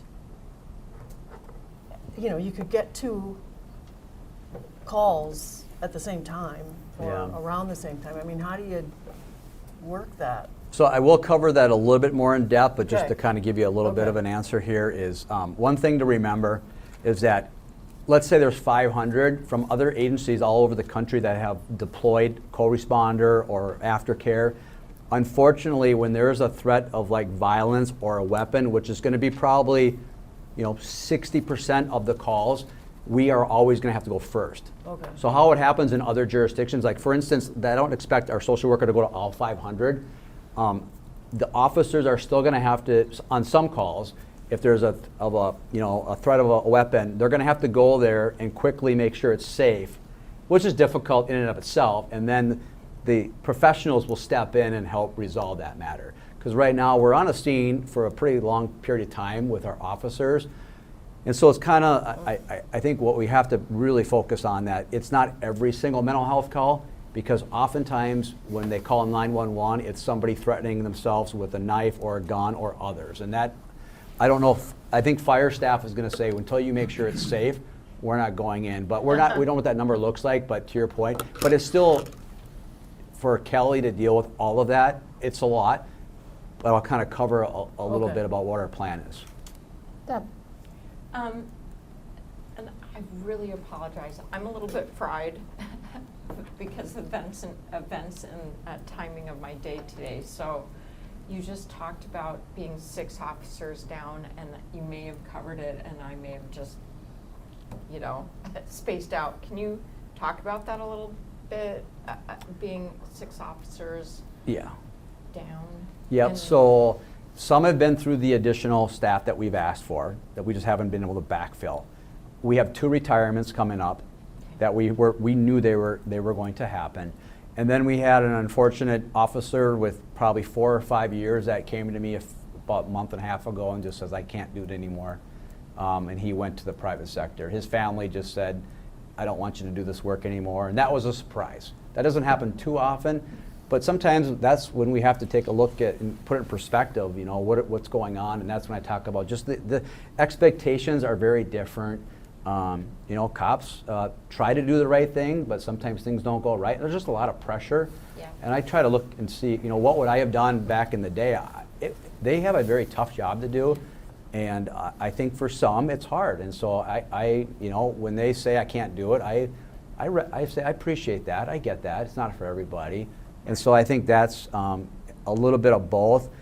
We're just still trying to hire, and we're all competing for the same candidates. And we're getting, 12 to 15 that apply for, 5, 6 jobs. And of that, we send off, 3, we do backgrounds. And if they make it through backgrounds, we'll send them to a psych, and that's where we're seeing a little bit more of a, sorry, but this candidate is not going to work for you. And I think that's just the way it is. But we are hearing that there's more people enrolled in the program. We just haven't, it takes 2 years to start seeing the results of that. Metro Surge might have pulled that back a little bit. Yeah. But we are being told that there's more kids in the seat in the colleges, which I think is good. Thanks. Amanda. You showed some numbers on the level 1 and level 2 of criminal offenses being sort of going down, or maybe flat over time.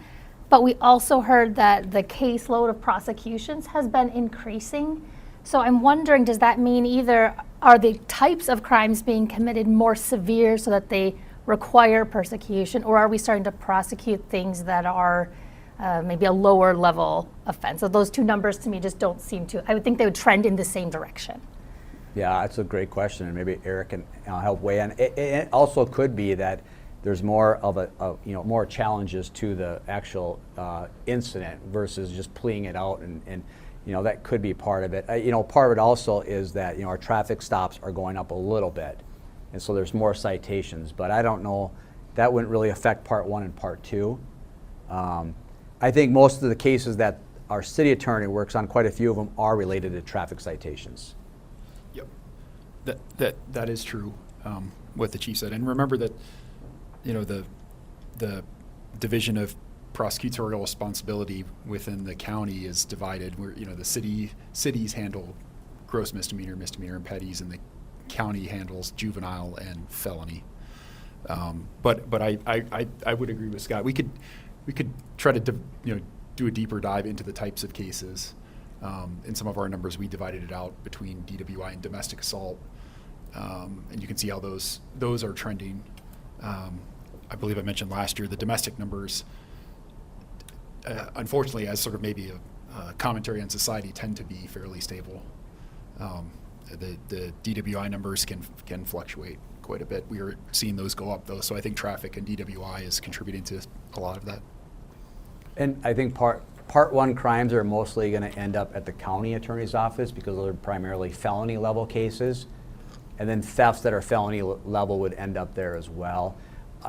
With our DWI arrests, we do have a dedicated traffic officer that does DWI, and so that could create an increase for our city prosecutor as well. Anything else? All right, Mike, did you want to wrap up? Yeah, thank you, Mayor and Council.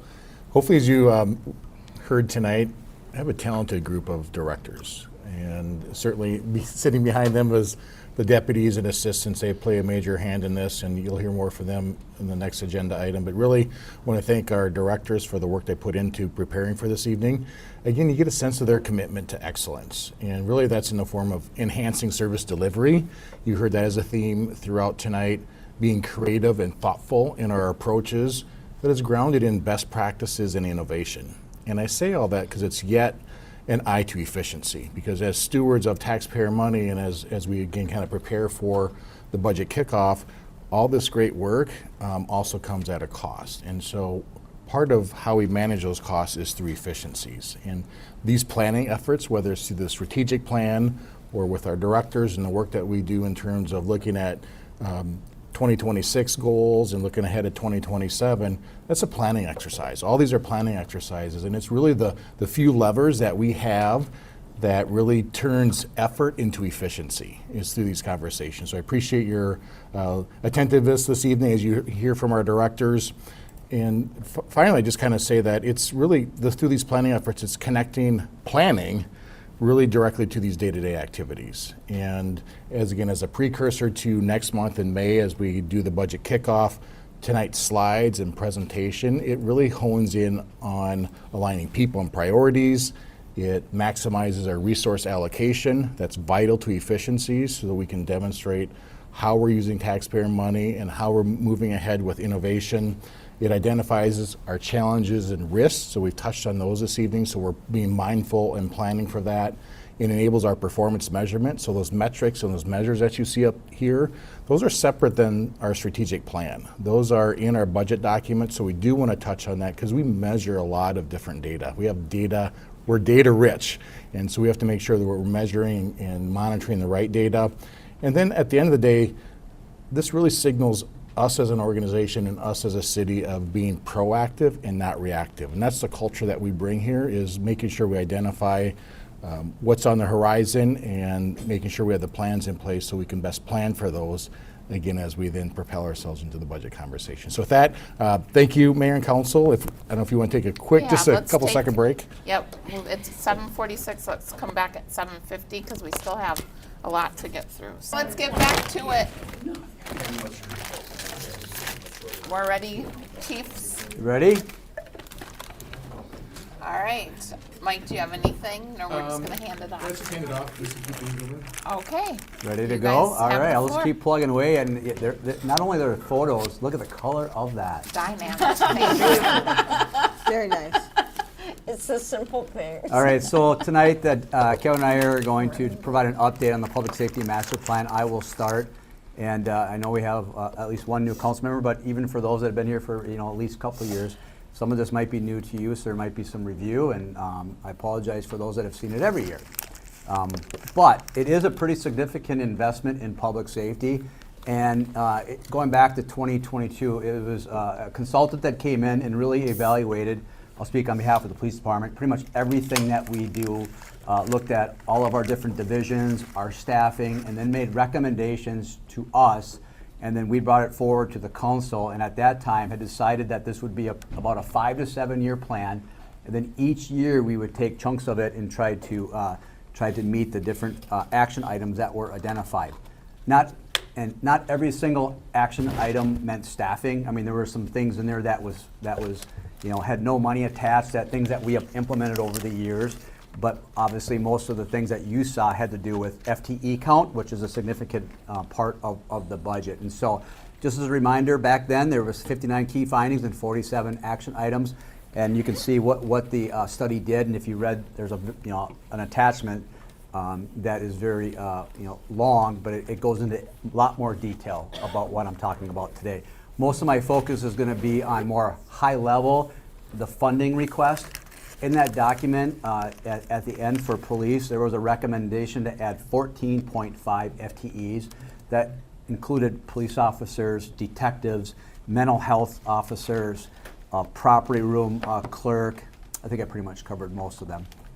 And then what we did is each year we prioritize, like what do we need first, second, well, how do we go about these requests?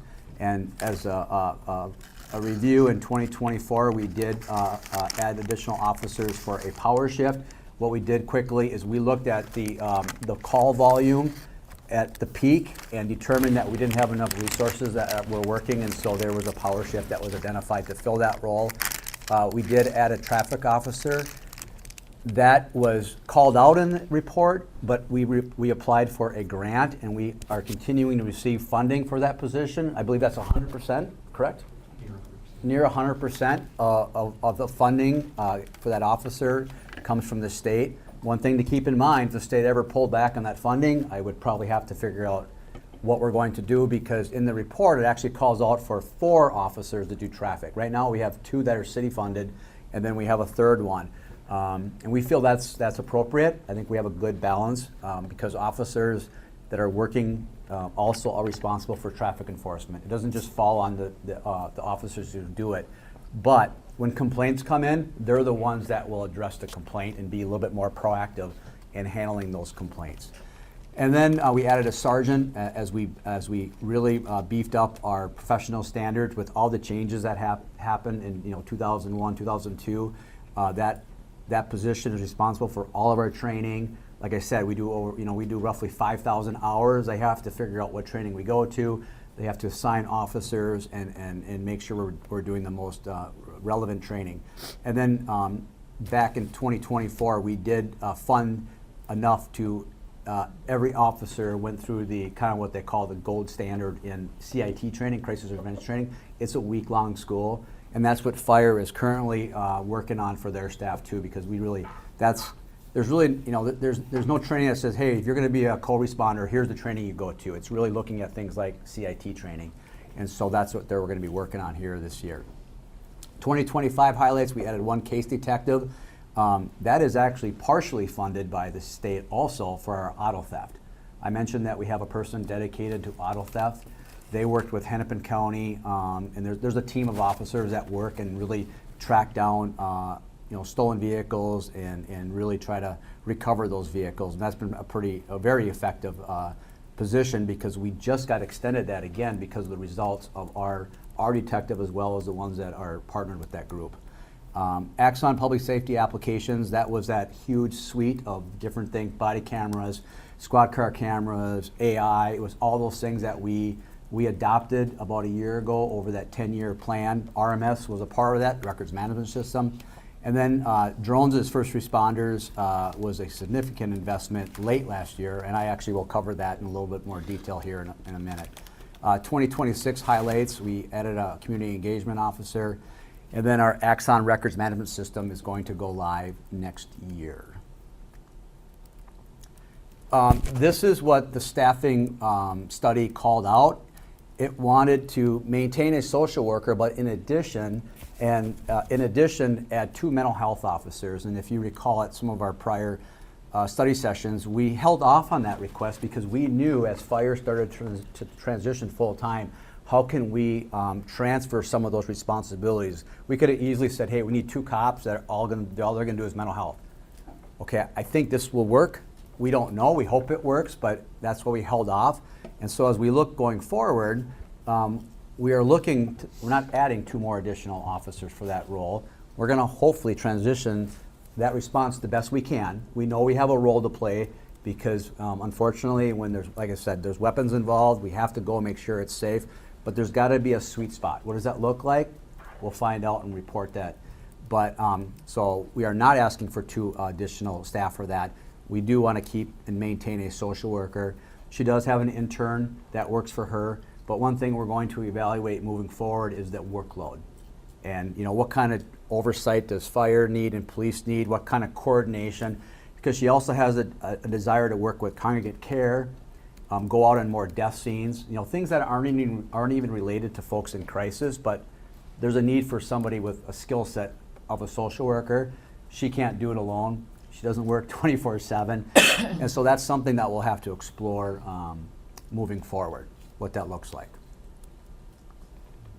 Moving on to another area that was called out was to maintain 2 detectives at Ridgedale, but then add 2 additional officers to Ridgedale. We, again, evaluated that need, and we made a decision that we've got a lot of technology that we have adopted, and can we use technology to make us more efficient and not have just people, right? I think if we could go back to 2022 and do the study over, the technology wasn't quite there, and I would have thought, I would think at least, that technology would have been brought into it. There's a significant portion in there that you always evaluate technology. Well, we should be doing that all the time, right? How does technology impact our work, and can we utilize technology to be more efficient?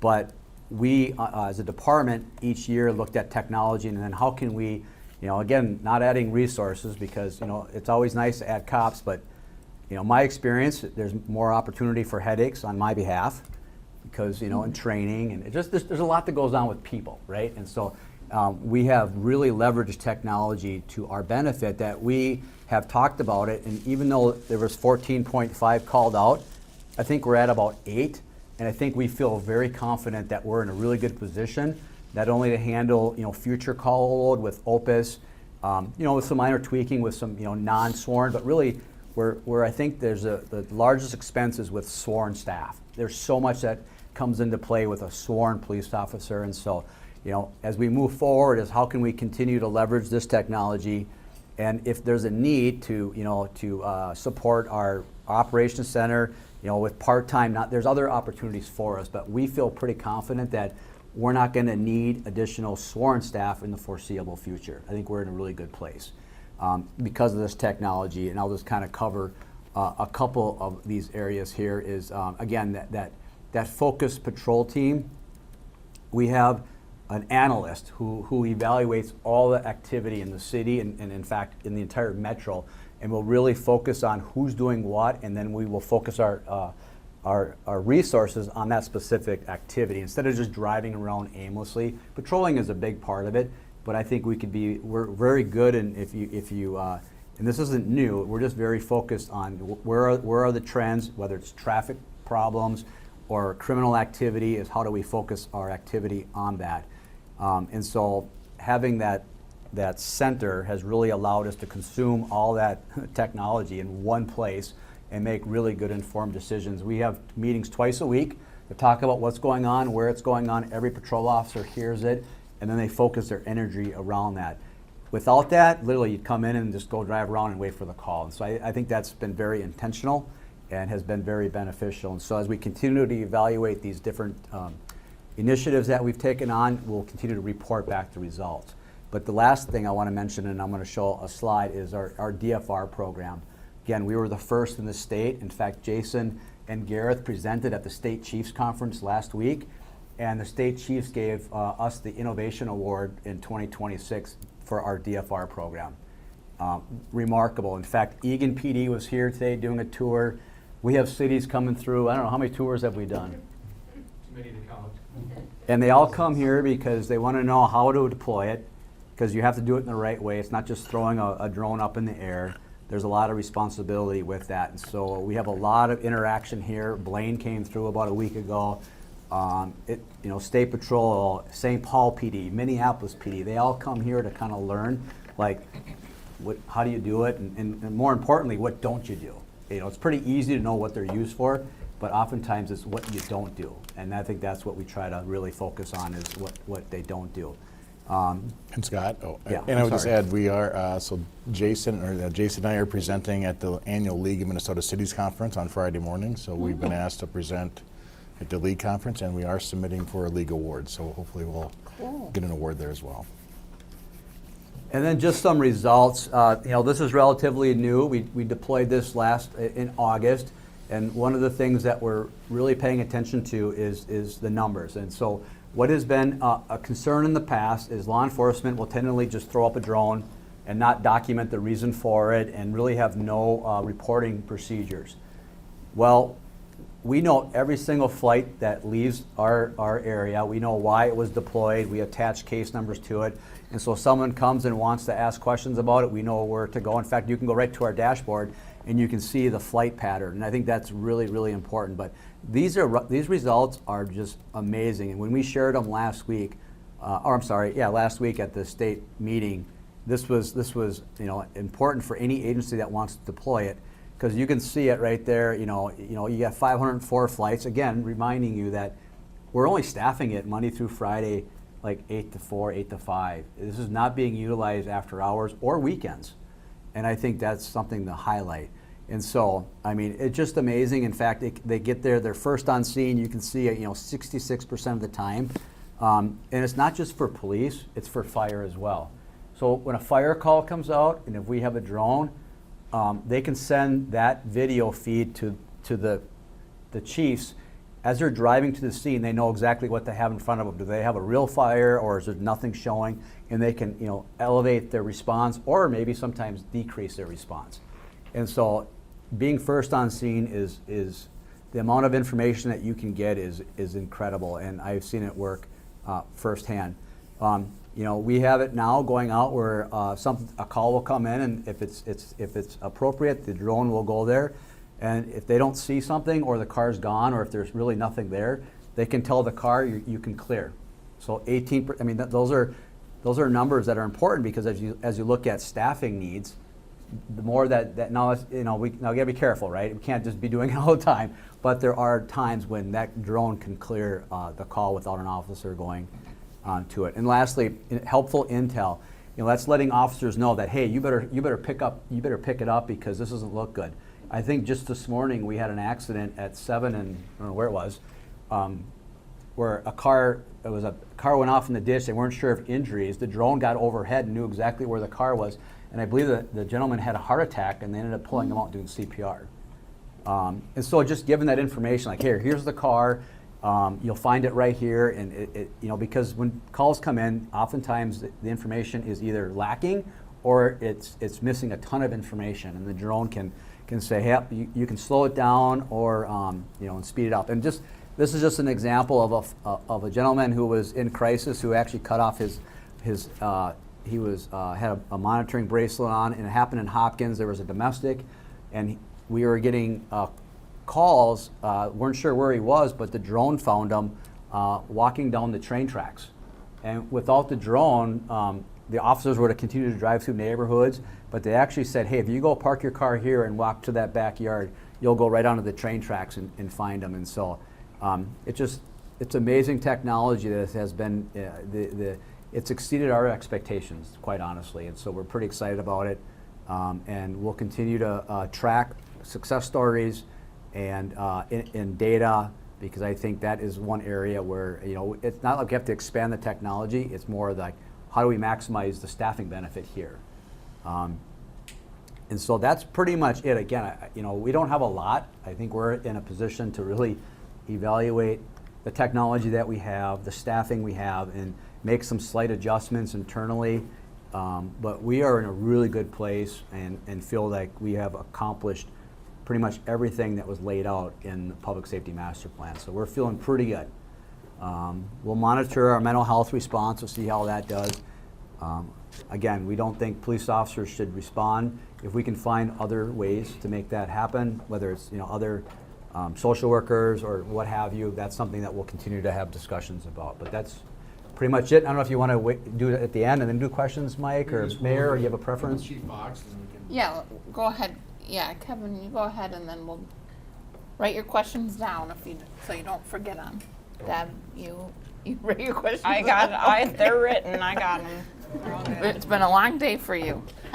All right. Well, we'll keep it going here. I'm going to start, and then I'm going to hand it off to Deputy Chief Derek Metzger, and he will talk a little bit about service level objectives that we brought to you last April. So, like the chief mentioned, in 23 we had Citygate come in. One of the things that was really important for us was that we had a consultant that really looked at data.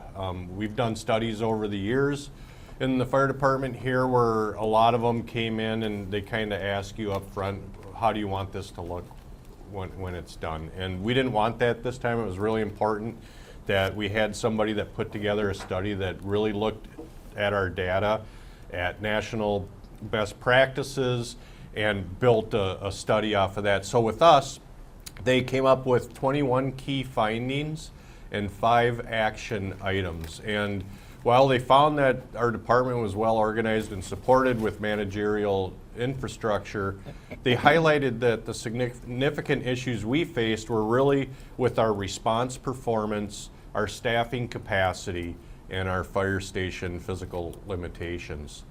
So out of the assessment that they did, it was important that with what they laid out for us was, one, that we bring to council those service level objectives and get those adopted. That's really what the whole master plan is built around.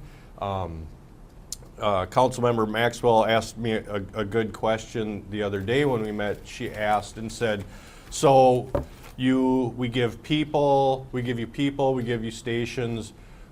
Other than, what does that buy the residents, right? What are we getting out of that? And it's not always just about getting there faster or protecting our assets, but what do we get for that?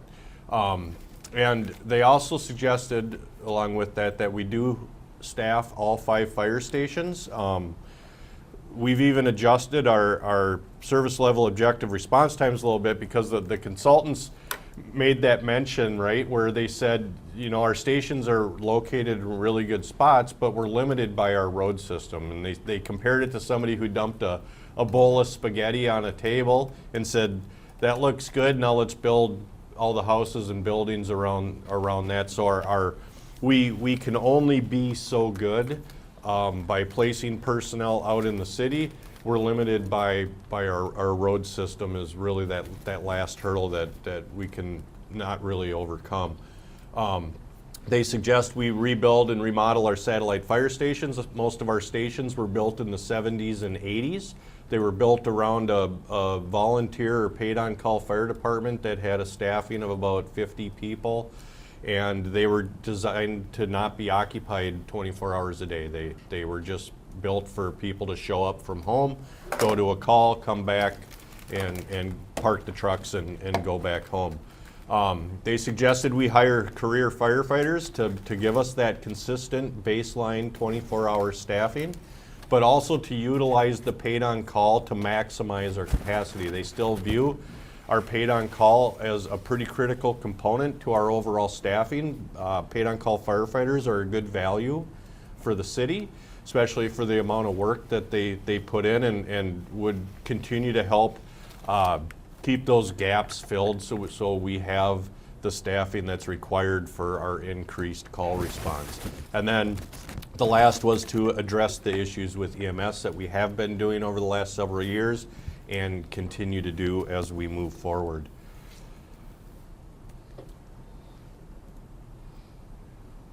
So what have we done so far? In 2024, we went through and kind of established our expected service life for the fleet.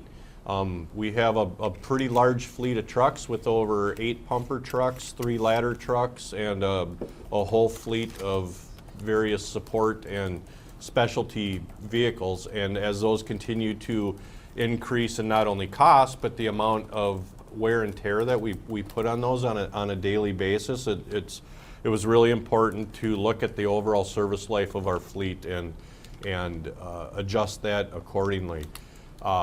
We developed our staffing enhancement plan, and part of that was we began at the time of staffing Station 2 during peak hours to get a company up in that Ridgedale area quicker. So during the day we were placing a company at Station 2, and then we began cross-staffing a ladder truck. That's not something we had done in the past.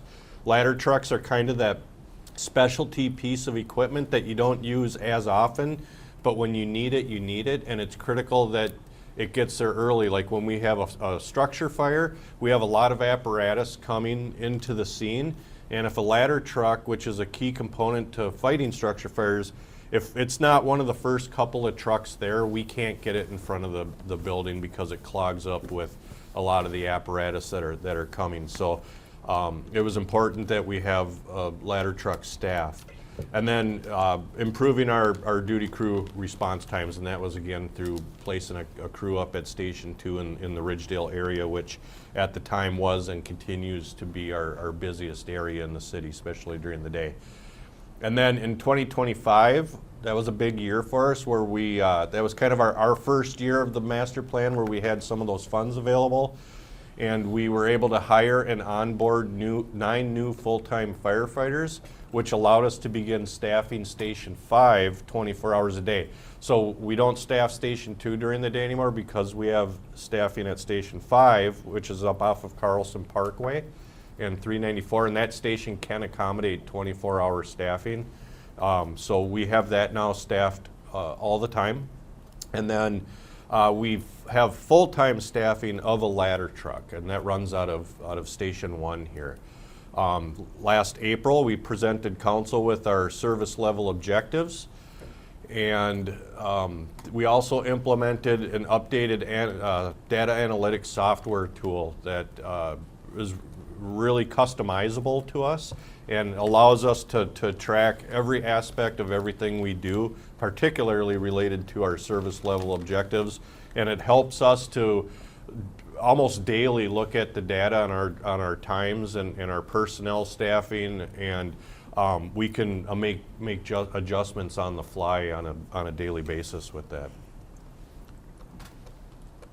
So some of the in progress recommendations that we have going on is the replacement and financing plan for Stations 2 and 3.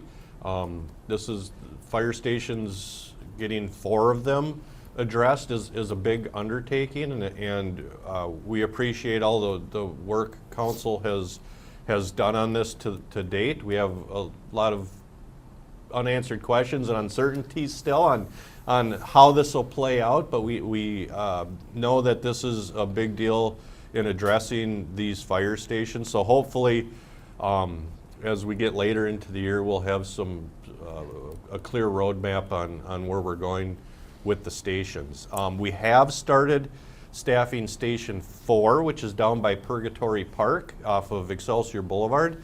We now staff that when we have 4 trucks on duty with our paid on call.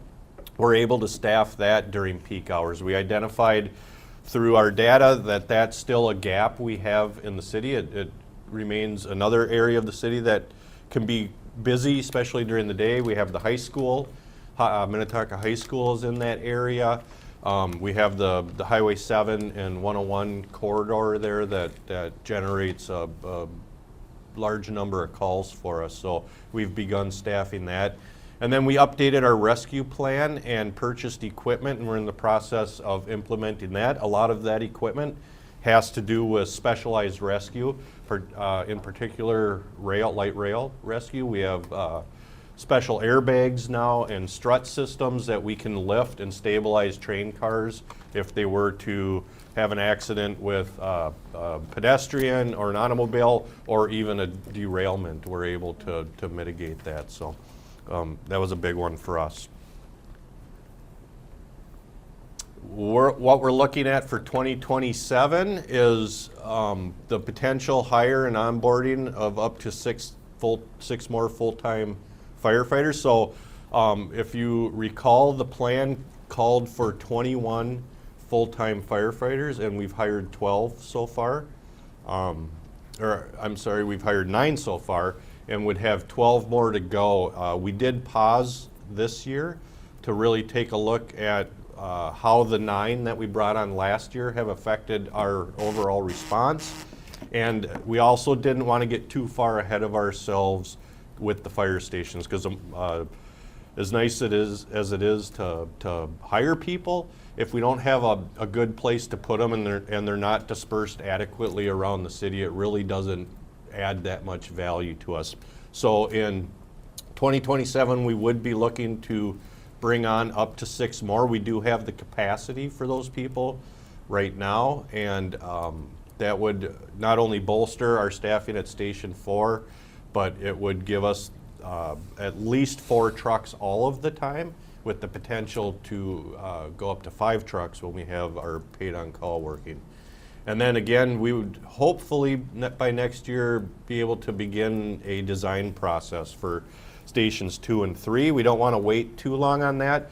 When we built Station 1 back in 21 is when we moved in. That was a 4-year process from the time we determined staff or a financing strategy through the design process and all of the other things that go along with it till the day we moved in. It was 4 years, so it takes a while to get these projects going. So that's what we're shooting for and looking at for 2027. And I believe at this point we're going to start talking our service level objectives and how our numbers have changed since we implemented that last year and got that additional staffing. So with that, I'm going to turn it over to Deputy Chief Metzger, and he'll go over our service level objectives. All right. Good evening, Mayor and Council. So the service level objectives that were adopted last year, they really track all of the emergency response incident types that we go to. So there'll be different metrics depending on an EMS call versus a structure fire or technical rescue incident. And this is basically what sets the standard of our performance and how quickly we're able to respond with a first unit and then get an effective response force on scene. So that would be all the personnel needed to mitigate that. It was also called out in the Citygate study to measure it in the 90th percentile versus an average, so that it sets a standard of 90% of the time or more often. This is what that response metric will be. So just to review, for our EMS incidents, 90% of all of our emergency medical responses in the city, it calls for that first unit to arrive in 6 minutes with an effective response force of 3 national registered EMTs. And so all of our personnel is trained to the EMT level. Either our paid on-call staff are hired and then trained to that, and then our full-time side, they will come in with that EMT license already. And then for structure fire incidents, it's 6 minutes and 30 seconds for that first arriving unit, and that accommodates for that extra time for putting on your turnout gear, getting into your equipment before responding to that call. And the effective response force for that is 17 firefighters on scene, and that metric is at 11 minutes and 30 seconds is that effective response force. So this next slide looks a little bit at that, and all the different tasks that are included that is the reason why 17 firefighters on scene in 11 minutes and 30 seconds is necessary. So from the initial arriving units doing a size up and establishing incident command, organizing that fire ground, and starting to assign tasks to the different resources arriving. That includes establishing water supplies from fire hydrants, deploying different attack lines or backup lines. The firefighters will deploy either a 200-foot, sometimes up to 600 feet of hose, depending on how far away a building is from a fire engine. So it can be very labor intensive, ventilation and forcible entry into structures. So all these different tasks are made up by that 17 firefighters on scene in those critical moments, that 11 minutes and 30 seconds. And so what we have here on the left side is the 6 months leading up to staffing Station 5, and then 6 months after, just to show some of the impacts on the response times that opening had. And that opened, it was like right at the end of August of 25, I think it was August 29th. So we have pretty good data leading up to that and then going out. So for EMS incidents, and this is citywide, our average response time for that first unit was 6 minutes and 40 seconds, but the 90th percentile time was 9 minutes and 38 seconds. And so 40% of the time we were meeting that goal of 6 minutes for that EMS 90th percentile time, but there's still a lot of room to grow there. So over on the right side, that had reduced down 30 seconds roughly on the average, and then the 90th percentile time had reduced down even more than that as well. So we are starting to see the impacts of staffing Station 5. It is reducing both for our EMS and our structure fire incidents, and really all of our fire turnout incidents. It is reducing that average and 90th percentile and how we're measuring those goals. For structure fires, the acronym ERF, the effective response force, we are still seeing that we're sitting at about the same. At 11 minutes and 30 seconds, we still only have about 6 firefighters on scene. We do also count our mutual aid partners towards that 17. So we do have mutual aid agreements with all of our neighboring agencies. I think one of the challenges right now that we're all facing is that call volumes are continuing to increase, and just availability and overlapping calls sometimes prevent that crew from immediately responding. And we can look a little off this one, a little bit on this next slide. So this looks at some call volume data. I'm sorry, it's a lot of numbers kind of up there, but on the left side, again, the 6 months prior to staffing Station 5, and then on the right side, the 6 months after. And this looks at call volume by district, the station districts.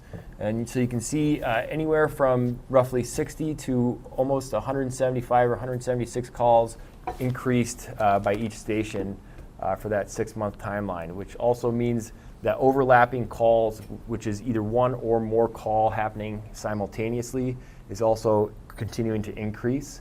But our average response times and then our 90th percentile times have been significantly decreased for Station 5, which we would expect now staffing there 24 hours. That number is looking a lot better.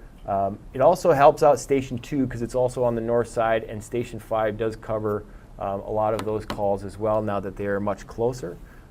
Station 1, it's helped in that area, not as impactful as Station 5's area, but it has alleviated the crews now that would have responded out of Station 1 to those two districts.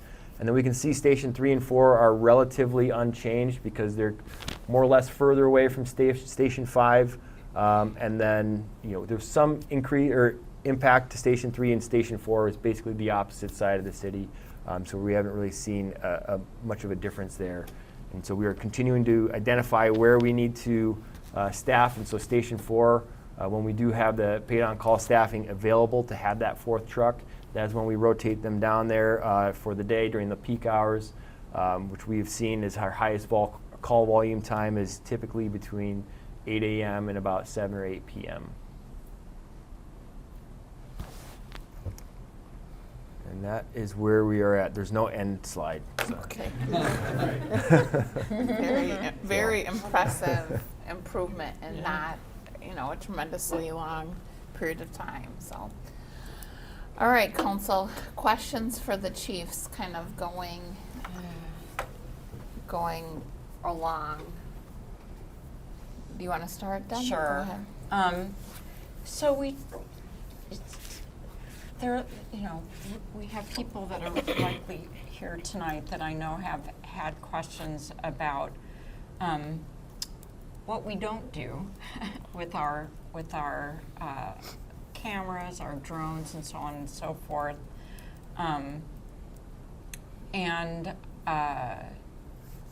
I am under the impression that there is a memo coming out, so we don't necessarily need to discuss it tonight because we will be getting that information in written form here shortly. So one of the questions that I have in reading this and thinking about drones as first responders really had to do with fire and response times, and how is it changing? I know it's helping you get eyes, but we didn't really talk about if it's changing anything about response times or even staffing when you're looking at what's going on in detail. Can you talk about that a little bit? Yeah, so I don't know that it's had much effect on response times, but I can tell you as far as staffing and personnel, it has made a difference. I can list a specific example. Early on, it was towards the end of last year, or right after I think it was in December, and we got a call. Chief Borboon mentioned sometimes information that we get up front is sparse. So we got a call at a house under construction where they just said, we're working on the house and we think there's an electrical issue going on in the house. So that's just a one truck response, and so we had a unit going, but the drone was actually able to get there several minutes before we were able to get there because it was on the far western edge of town.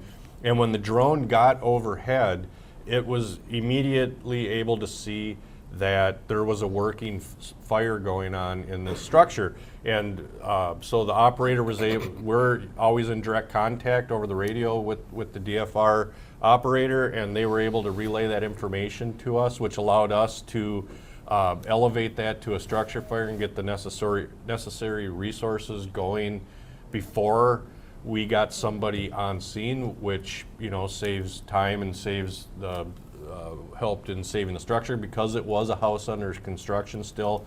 Not all the walls were sheetrocked, and a structure like that, a fire escalates incredibly fast, and so we were able to kind of stay ahead of it and get the resources there more quickly than we would have by just getting somebody on scene and getting eyes on it. So that's probably the direct impact we've seen. And again, we've had it with some missing persons calls, and that helps us with resource allocation too, because eyes up in the sky like that is able to cover ground that normally we would need, you know, a number of personnel to try to mitigate. So it's been incredibly helpful to us on that. But response time's we haven't noticed a huge difference in that. So then I had two other questions, and one has to do with this sort of chicken and egg situation with the fire stations, trying to come up with funding to do what we need to do with the fire stations, and our hiring objectives for full-time fire staff. And so, I mean, what are you seeing? What do you need? You know, I mean, this is sort of the time. Like, what do you need? You know, what do we need? It's a chicken and egg thing. But that's one question. And then, sort of along the same lines, because it's sort of a funding question, it has to do with that.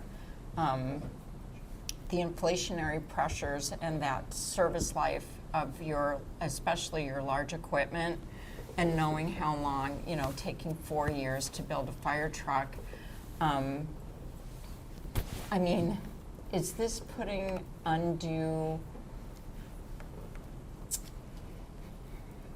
maybe detrimental pressure on the service life of our trucks, that we are keeping them in service longer than we should? Or how do you see this playing out in this plan? Okay, I'll answer the first part first. Yeah, I think I mentioned last year, and a number of times we mentioned that we want to stay highly flexible on this master plan, even though it said it was 5 to 7 years. I think, again, we want to stay flexible because people are great. We'd love to be able to hire people, but if we're not able to adequately deploy them around the city, it doesn't serve as much good, right? You know, if I have 15 people working out of Station 1, that's really good when we have the big incident or those overlapping calls, but if it's not helping us get there quicker and efficiently, it's not really serving So you were its talking purpose. about 6 more Next year. Yep.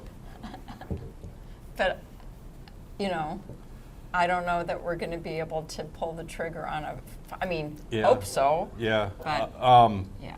Yeah, we have the capability to house them. We're actually looking at some potential short-term options. You know, there's the capabilities of mobile dormitories and stuff. We've used those in the past. The PD used them when we were building the facility down at Public Works. It's not ideal, but it could allow us to place some personnel at a 24-hour basis at, say, Station 4 while we work on through the other stations. So that's something we're looking at, but you're right, we still want to be very cautious as to how we hire, because we just don't want to get ahead of ourselves on the fire station. So we're trying to pace it with each other without getting too far ahead on one of them. The second part, as far as the fleet goes, we do have a lot of challenges with some of our more aging trucks. The good news is we've had 3 trucks on order for 4 years that are coming due this year. The deputy chief's going out with some of our maintenance personnel this summer to start the build process. So we hope to have those trucks in probably early 27, that they'll come online. And then we do have another truck that's on order behind that. So that will help a lot to get, we have several trucks that are at their end of life. They're at that 20-year plus mark that will be able to cycle out. But it's a challenge. We were talking with Darren the other day on this one that we have on deck for, I think the next one we'll order is for 2030. But on a 5-year build time, how does that work? What's our plan with that on timing of the order and to get it as close to 2030 as possible? Because if we wait till 2030 to actually order it, it's really a 2035 truck. So. And what are you seeing for inflationary pressures on that kind of equipment now? They've stabilized a little bit.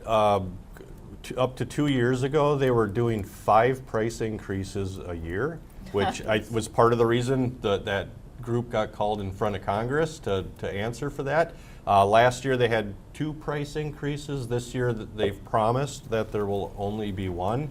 They're still around kind of that 5% mark is what we're seeing, but it's our other equipment too, our turnout gear. That has gone up a lot because of the PFAS issue in turnout gear. So gear that we were buying a couple years ago at about $2,500 a set is now running closer to about $6,000 a set, and those are items that we replace every 5 years. And because firefighters have 2 sets of gear because of how we have to clean it after a fire and cycle it through, they have 2 sets. So at 5 years when they get a new set, that set they were using goes in as a reserve set. So when their primary set is being cleaned, they have another set to use, and then their reserve set has to go away. So NFPA, which is the National Fire Protection Agency, requires us that turnout gear has to be replaced every 10 years. It can't be used past that, and that includes helmets and boots and gloves and everything that goes with it. So a lot of challenge there, which is why we're looking at things like with turnout gear. When we replace it, do we do it all at once like we have been? Or are we going to do it in phases now to maybe ease the year-to-year budget pressures a little bit? Because it's, $500,000 when we replace everybody's turnout gear, so it's pretty significant. And this is my last question. So when, just went out of my head.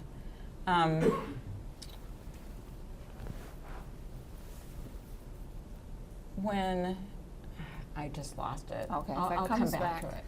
Council, any other questions? Kimberly, you had a question? I did. So I'm trying to envision what the mental health response will look like once it's transitioned more to fire. And I believe when Chief Vance was still here, that we were told like often you'll send a truck to a call even though you don't need that truck for that call, because I think because once you're out, like if you have to go to another call, you've got the truck.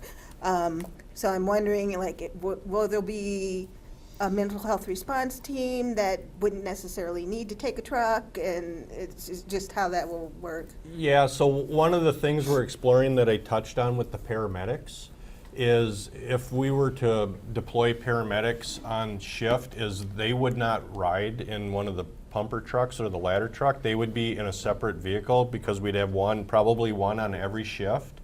And they would be a city-wide response to not only go to the more serious medical calls, but they would be potentially that primary responder on the mental health related calls, which, to your question, it would keep them out of the big truck, because we don't want to have to commit a truck of 3 or 4 people, 2, 3, 4 people, and all that equipment on a mental health type call that can sometimes take hours to resolve.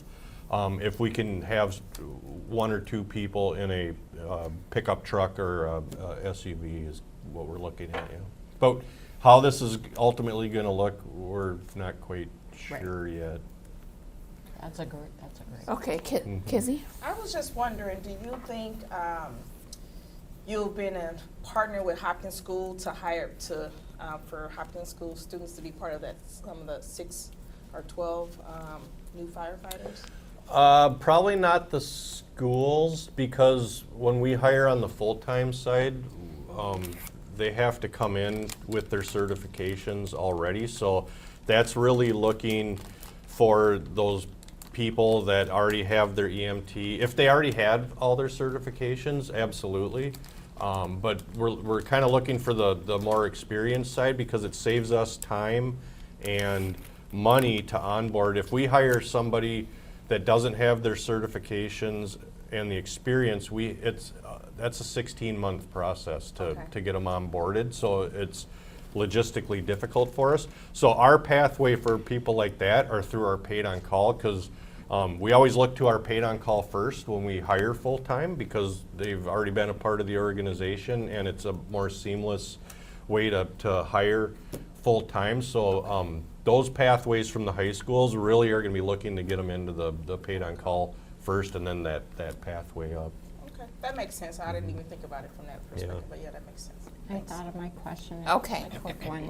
And So it we're has- burning time here, so we'll Okay, try to keep so it moving. turnout gear, I was rereading some of the original report, and it was talking about how some of the stations really don't have a good place.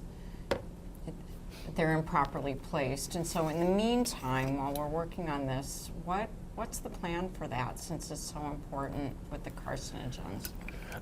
I don't know that we exactly have one yet, because the existing stations, we just don't have the room to. So if you look at our Station 1, we have a separate room for our turnout gear. It's got a separate HVAC system that ventilates that room, keeps it pressurized, so everything's contained into there. We just don't have that luxury at the other stations. The turnout gear right now sits out on the apparatus bays with the trucks, so you got that mixture of the exhaust and everything else going on there. Not an ideal situation that right now, I don't know that we have a solution for on that. It's just really good. Yeah. Anybody else critical Yes. questions? We'll go to Amanda and then Paula. If mine isn't critical, you can feel free to cut it off. It's maybe a naive question, so thank you for your patience with this one. What I want to know is, why does the city need to respond to medicals? If we have ambulance coming from a different service, isn't this a redundancy, or what is unique about the city providing medical service when we then have to sit around and wait? Or what's different? Why does the city need to provide that when there's already an ambulance service? And then would it make sense to spin that out into a separate, if we're adding EMTs, have a separate department that would do maybe the mental health and the medical calls that don't require law enforcement or fire in particular? I can start, since we're the primary responders. So that is the model in the entire county. In fact, I think beyond our county is when a 911 call comes in, police and or fire are the first responders, and the ambulance service will come either code 3, depending on the nature of the injury or illness, or they come routine. I mean, we respond to calls if someone has a tummy ache, to like they're having a stroke. So that's just the requirement, and typically ambulance service will not show up until police arrive or fire on scene. That's the way it's always been. I would say that there is a redundancy of resources, and I think there's, at this point now, there's starting to be acknowledgement that is a very tall order. Right now, all these firefighters are going full-time, and they're going to be there. You've got 1 or 2 police officers, 2 or 3 firefighters, and an ambulance service. That's a lot of people. So I think they're looking at that, and I think by us pulling back, that's going to then, fire is going to have to go. But I think it's getting to a better solution than what you have going on right now. It's just the model, and we're not unique. This is everywhere. It's national. And I'll tag on to that. So the big thing is time. The ambulances could be coming, if you're lucky, it's coming from Glen Lake or from here. It could be coming from Minneapolis. They are constantly moving around, and they only have so much for resources.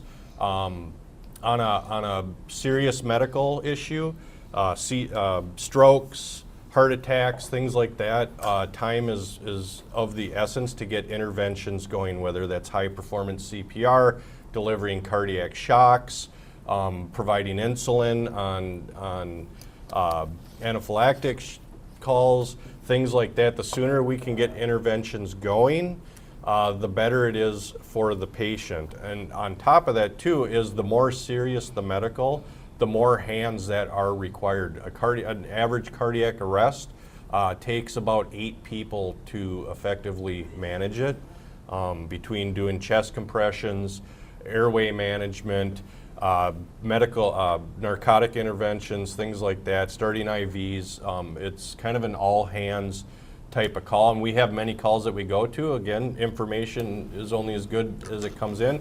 We have a lot of calls we go to that start out as a tummy ache or they're generally not feeling well, and they go into cardiac arrest upon our immediate arrival. So a lot of calls don't take a lot of people.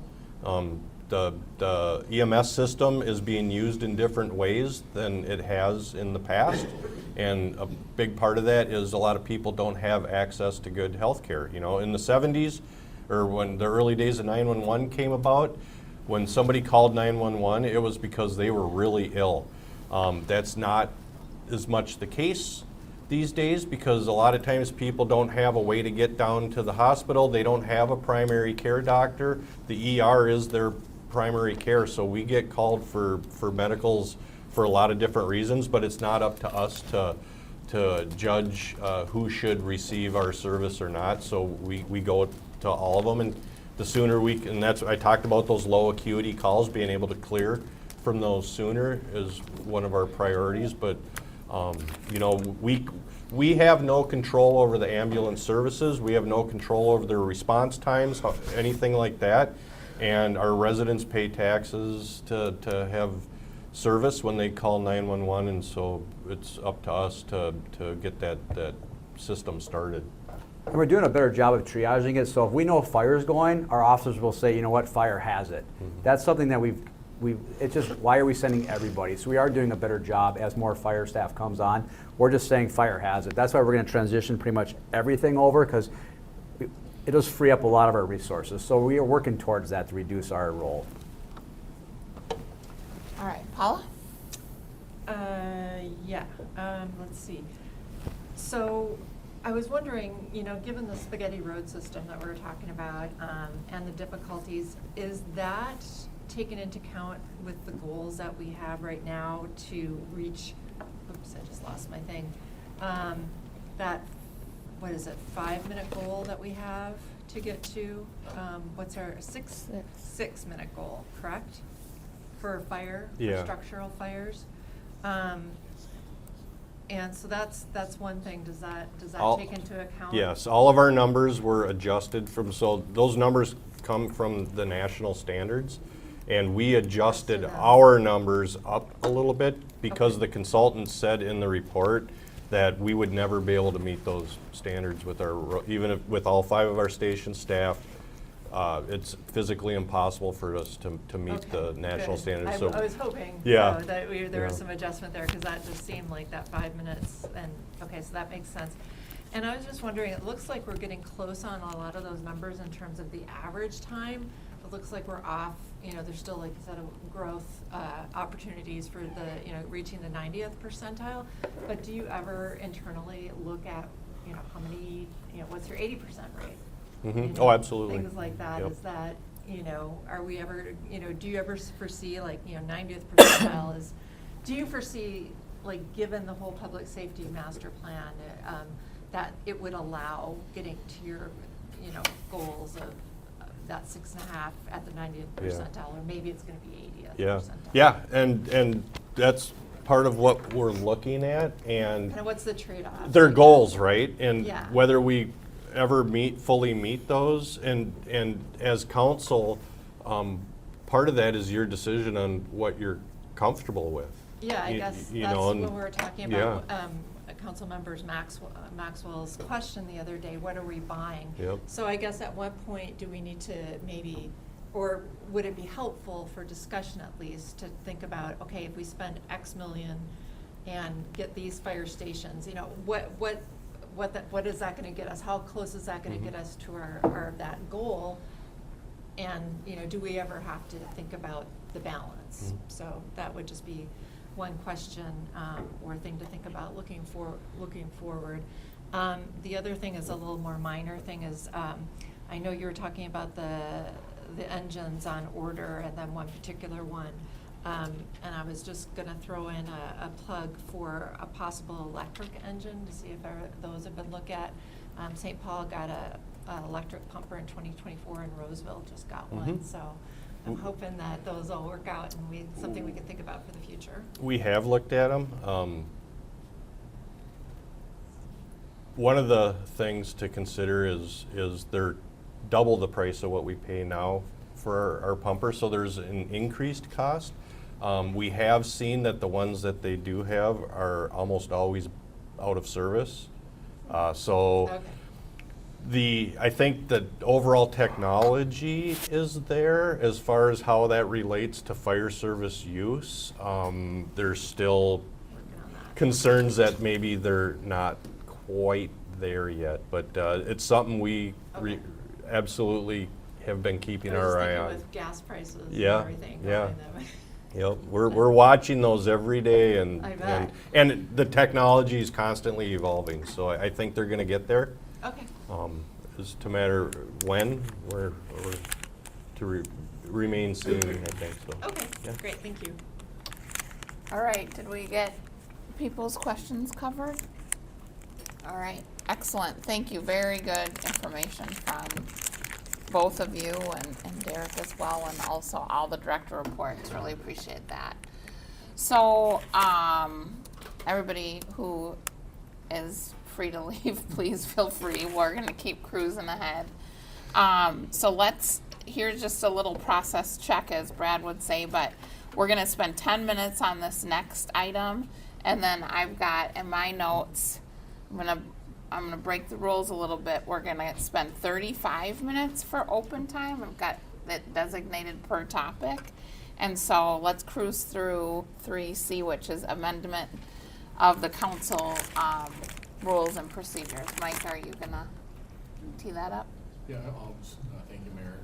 So in your staff report, basically what we have done is brought forward to you the conversation that the council had recently at the March 2nd study session. So we had talked about council rules of procedure.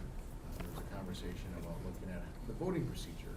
Currently, as you know, we do a roll call vote. Council discussed transitioning to perhaps a voice vote process. Eric Nelson, our city attorney, crafted language for your consideration that came forward to the March 23rd regular council meeting, and then we ended up deciding to bring this item back tonight just for further conversation. And so in your staff report, you do have language that was carried over from the staff recommended language on that transition. I'll turn over to Eric here just to explain really what that means if you were to go to a voice vote, what that language would look like, and then allow for voice vote, however, some exception for council to always ask for that roll call type provision. So Eric can cover that here in a minute, and then really looking for your direction tonight on where's it, if the council is still wanting to proceed with a voice vote option. We have language then again teed up, ready for you that we could bring back to a future council meeting. So with that, really just want to turn it over to Eric real quick for a summary of what this language would do, and then Mayor, we just turn it back to you and have that conversation amongst the council, and then the staff again would look for that direction. Great, thanks, Mike. Eric? Thank you, Mike. So the language that's proposed in the staff report here was crafted in response to the council request. It does state that the votes of the city council will be entered in the minutes, and so that will still record, the clerk will still be recording each individual council member's vote. And that they can be taken by voice vote unless any member, the mayor or any member of the council requests a roll call vote. And so we set it up that way so that if you are unclear on the vote total, if it's a divided vote total, you or anyone else can still ask for a roll call vote. And then we did put in a provision about the clerk being able to ask for a verification roll call voting if we didn't hear the votes accurately. So fairly simple. You will still have to do a roll call at the outset of the meeting to take attendance, that initial roll call vote. And Rule 9.2 of the council does still require every council member present at the meeting to cast a vote. So there's no ability to hide among, sort of, for lack of a better phrase, hide among the voice vote, so to speak. And then just finally, in order to amend the rules, 5 affirmative votes are required pursuant to Rule 10 of the Council Rules of Procedure. You would have the ability, if you wanted to proceed today on adopting the Rules of Procedure, to consider it here at the special, or excuse me, no, I take that back, sorry, that was for a special meeting, not a study session, I take that back. So to Mike's previous point, it would be teed up for a regular council meeting then, to make that change. Thank you. So we talked about this at a study session, and then understand some reservation came up in further conversation. So rather than, whatever, that's how we ended up back here at the study session. So council, previously there was kind of a consensus on this. If there's further discussion to be had, I'll open that opportunity now. What I would say, just for clarification, I'd say 90% of our votes, if not more, we tend to vote together. The idea would be, in those instances, this would be a quicker process than I would anticipate as mayor, at least in my, if it is trending towards we're going to have a split vote, I anticipate calling for a roll call vote at the outset, but certainly we can always get clarification on, that's 5 yeses and a no from Councilmember Wilburn and a no from Councilmember Calvert, and, making sure the record's clear on that. So that's how I would operate under that. I think that it's pretty common. But I'm open to, we're certainly want everybody to have their opportunity to share their thoughts on this if they have any different thoughts than when we last discussed it. Mayor, if I could just, I should have mentioned in my opening comments, speaking to all of you, I think on the phone today, I just shared just some real basic research, if you will, that I did with our kind of 6 neighboring cities here in western Hennepin County. So I explored Eden Prairie, Edina, Plymouth, Maple Grove, St. Louis Park, and then Hopkins. And so of those 6 cities, 5 do voice votes. Eden Prairie is the exception. They do roll call like we do currently. So for whatever it's worth, that's what our neighboring cities do. Anybody want to weigh in on this? I'll go to Paula first. Paula? I didn't raise my hand, but sure, yeah. I know we talked about this, but it was actually really brought up during the last meeting that we talked about it. So I guess it was kind of hard in the moment to necessarily think it through. I'm right now, I'm not really thrilled about it, but I'm open to hearing and considering other reasoning. If kind of the main reason was, saving time, I'm not sure that it would do enough to merit the change. It was maybe 10 minutes off the whole meeting, 15 to 30 seconds per vote, probably. Also, in terms of a roll call, provides clarity on the video feed, so when residents watch a recording, they don't have to go into the minutes or the record of votes to be sure, what the votes were on record. There's just, kind of more clarity. I understand some of the things that, the mayor just mentioned, and, appreciate that. I do think a voice vote could possibly bring pressure on people. It can be hard to be a dissenting voice, so it's one thing to dissent by, in a roll call vote. But, it can be the other one to say, nays and you're the one, or nay, or you're the two. And also when we have a roll call vote, hearing how other people vote, can influence, and maybe some people would think that's a bad thing. Some people may think it's a good thing about how, hearing how others are voting before you. So those are the things that give me pause. That said, I'm not going to fall on my sword on this. Those were just some of my concerns that I wasn't necessarily, didn't think of in the moment during, the meeting where this was initially brought up, and those were things that I mentioned as my concerns. Deb? I kind of share, I'm kind of in the same camp that, I'm not going to die on a high hill over this issue. I think it could be construed as less transparent. I'm not sure that that's really true for the reasons that people have explained, because the votes will still be recorded, but it is harder to hear, and I could see that you would feel the pressures. And the other thing is, I mean, if you're going to call a roll call vote as mayor, if there's sort of lack of clarity, I feel like there's a double-edged sword for you as mayor, where it might provide cover on difficult votes in some ways, and also be more difficult for you. I mean, it could be, you know, you're like, we had a difficult vote the other night, and you were kind of like a tie-breaking vote, or, you know, a decisive vote. I think that can happen, and so I'm sort of leaning in Paula's camp, but I just don't know, especially if we have to explain more, because it is going to be a voice vote versus a roll call vote, how much time it will save. Well, I'm going to interrupt you right now and just say, from that perspective, you know, my interest in doing this, it's time saving. I don't want to move forward if we don't have consensus on a policy change. So it's clear we don't have consensus. If somebody has something that they want to say, I mean, it is, I think 10 minutes is a big deal. You know, I'm not a night person, and so to me that is a big deal, but I get it. I think, well, I'm not going to get into my rationale, but let's, I'll just go ahead. Yeah. Kimberly. So, like, I was just say, yes, to me, I mean, 10 minutes is 10 minutes.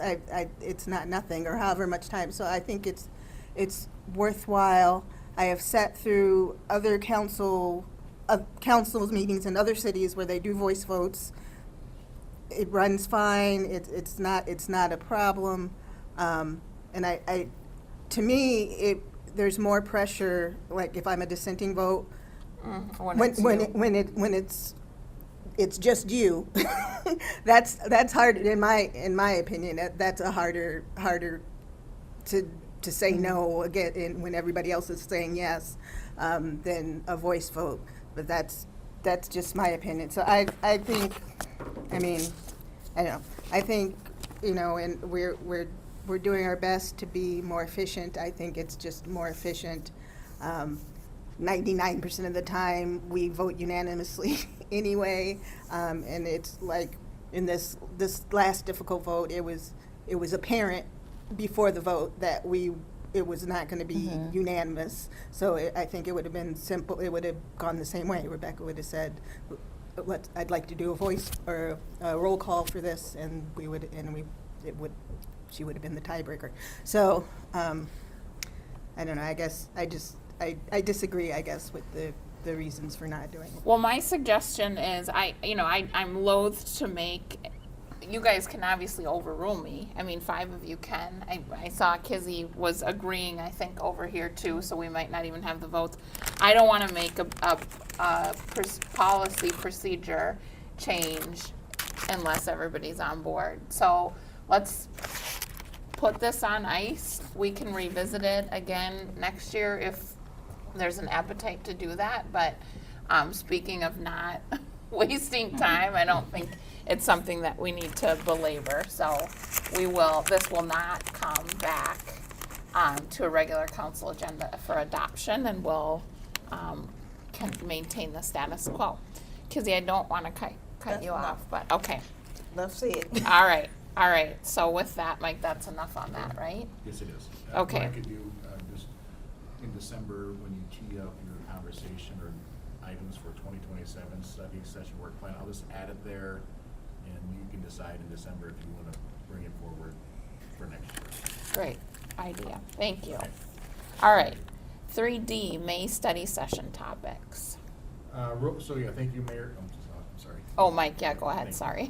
No, I'm sorry. Speaking of. May 11th is our next study session. Oh, thank you for pulling that up. Miranda, so those are our study sessions coming up. So May 11th is our next one. As noted, we have the budget kickoff. Kelly noted earlier, we will bring in some marsh operations into that conversation, recommendedies as well. I know that was part of the study session work plan of having that topic come up, and so Kelly will be prepared on that. And then Darren mentioned also priority-based budgeting. We'll continue talking more about what that looks like. Amanda, I know we haven't probably talked in depth on what that looks like, and so certainly for all, it's really new to the city, and so we've been gearing up about that with staff, and taking us a kind of first look at that in May, and then certainly the community survey results. So I did touch on that earlier, so that's May, and then in June, the decision was made to separate EIP and our CIP. So June we will do the CIP, so it's teed up, and then the Purgatory Park the Purgatory Park off-leash dog discussion will also come up in June, so that will be 2 full sessions, both in May and June. July is the Economic Improvement Plan, and part of that is Julie Wishnack with All Things Housing, as we call it.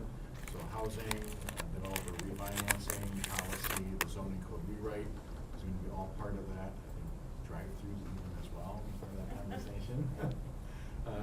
So that's July, and then August is the general fund budget. So that's really big conversation in that August study session. So that's the next kind of 4 months. Again, council, as you know, these are your study sessions, so staff always looks for your direction. If you want to change that, add to it, that's what we'll be looking for here this evening. So I'll pause there, Mayor, if there's any changes to that. Council, any comments or questions on this? I think we're on the budget superhighway now, so we don't wanna get off. All right, great. Okay. All right, so do we have that grid? Yes, I have it here, Mayor, council. Okay, great. So here is my suggestion. We are going to adjourn by 9:40, and we've got 6 items, I believe, 5 items. Okay. One, I think, Just passing this way. compels Sorry. a longer conversation. keep a couple for the So back that is the eviction moratorium. I think to a person, we all probably Sure, want to we have a can. Do you want discussion one? on that. I How many do you want per over there? proposed that we spend 10 minutes on that. Mike seemed to look at me as if that was not enough time, so I'm going to allocate 15 minutes, but ideally 10 to that conversation. And then the remaining, we've got an update on the Suburban Cable Commission from Deb, and we'll give that 5 minutes. We've got employment issue from Kizzy, we'll give that 5 minutes. We've got the gun violence prevention ordinance, which is Paula. And Paula, I'll give you 10 minutes and you can use it however you want to between your 2 items. Okay. And then if anybody wants more time, they can certainly defer their item to another 30-minute open time. Although I guess we don't have another one this year. Not until October. Okay, all right. So let's get cruising. So let's deal with the eviction, pre-eviction notice time period, and we are going to start that right now. And we're going to end it at 9:20.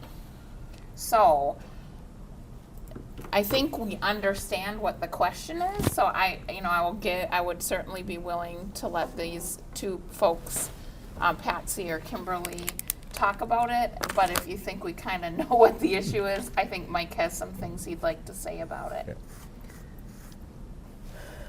Do you have anything I you wanna- agree. I think we know what the issue is, the Okay. 30 days. Do you? I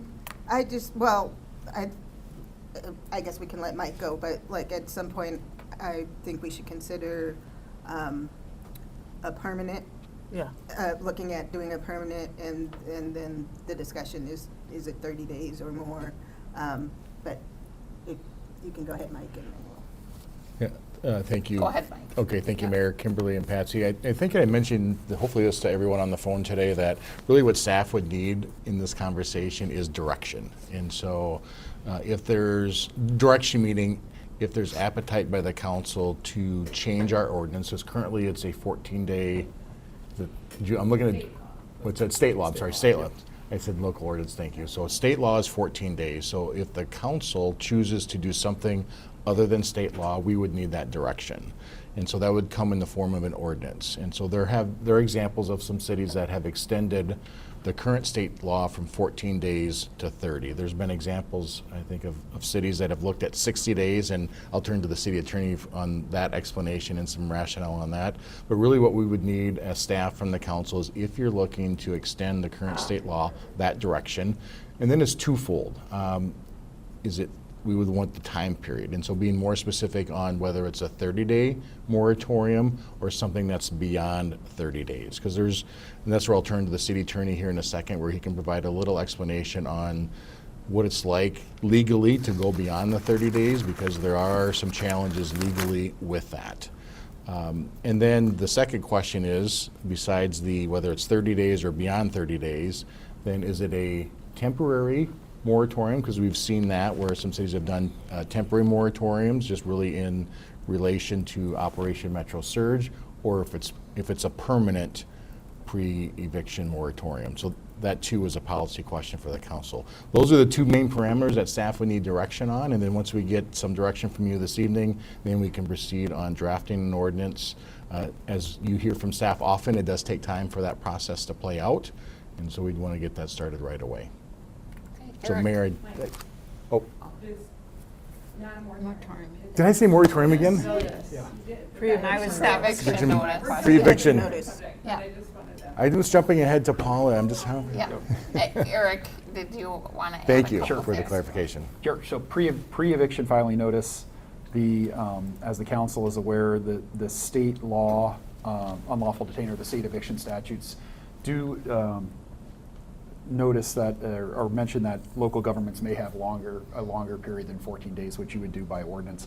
It's also referred, I believe, sort of commonly as a pay or quit ordinance. It allows a tenant prior to the filing of an eviction, which does create essentially a scarlet letter on your record. It makes it very difficult to get future tenancies. It gives an opportunity to that tenant to either, hopefully, access emergency assistance of some sort, housing assistance of some sort, or to voluntarily move, and so that not to have the eviction filing on their record. Three cities have adopted 30-day periods: Minneapolis, Brooklyn Center, and St. Louis Park. You all are, I'm sure, aware that St. Paul adopted a temporary 60-day ordinance. Minneapolis Council adopted that. That was vetoed by the mayor and not overridden. And so that's where the pure city lay of the land lies. There would be some concerns from a legal perspective if you go beyond 30 days. 30 days tends to align with a periodic month-to-month tenancy. You go beyond that, and there is a point, it's not a bright line rule, but there is a point where you do increase your potential liability by starting to infringe on one of the fundamental real property rights, the right to exclude others. It's a right that's been recognized as sort of part and parcel of the bundle of sticks that's associated with real property ownership. And that right has been sort of clarified in some significant decisions over the last couple of years, including the lawsuit that was brought against Governor Walz in the state about the eviction moratorium, again, during the pandemic, where they did find that amounted to a physical and regulatory taking. It infringed on the right to exclude others. The state did win the case on other separate grounds, but that was a finding that was made. And so you would get into some legal concern there. I think more importantly, with any ordinance that you would contemplate going beyond 30 days, well, in general, this is a type of ordinance where there needs to be some good engagement with the whole community here in terms of both tenants and housing providers and how this would affect their operations, all manner of housing, both affordable and not, multi-housing association, et cetera. And I think hearing from those voices about some of the practical real-world effects, the way they view these things is important as well. So it's not just legal concerns, there are some, but it's practical concerns as well.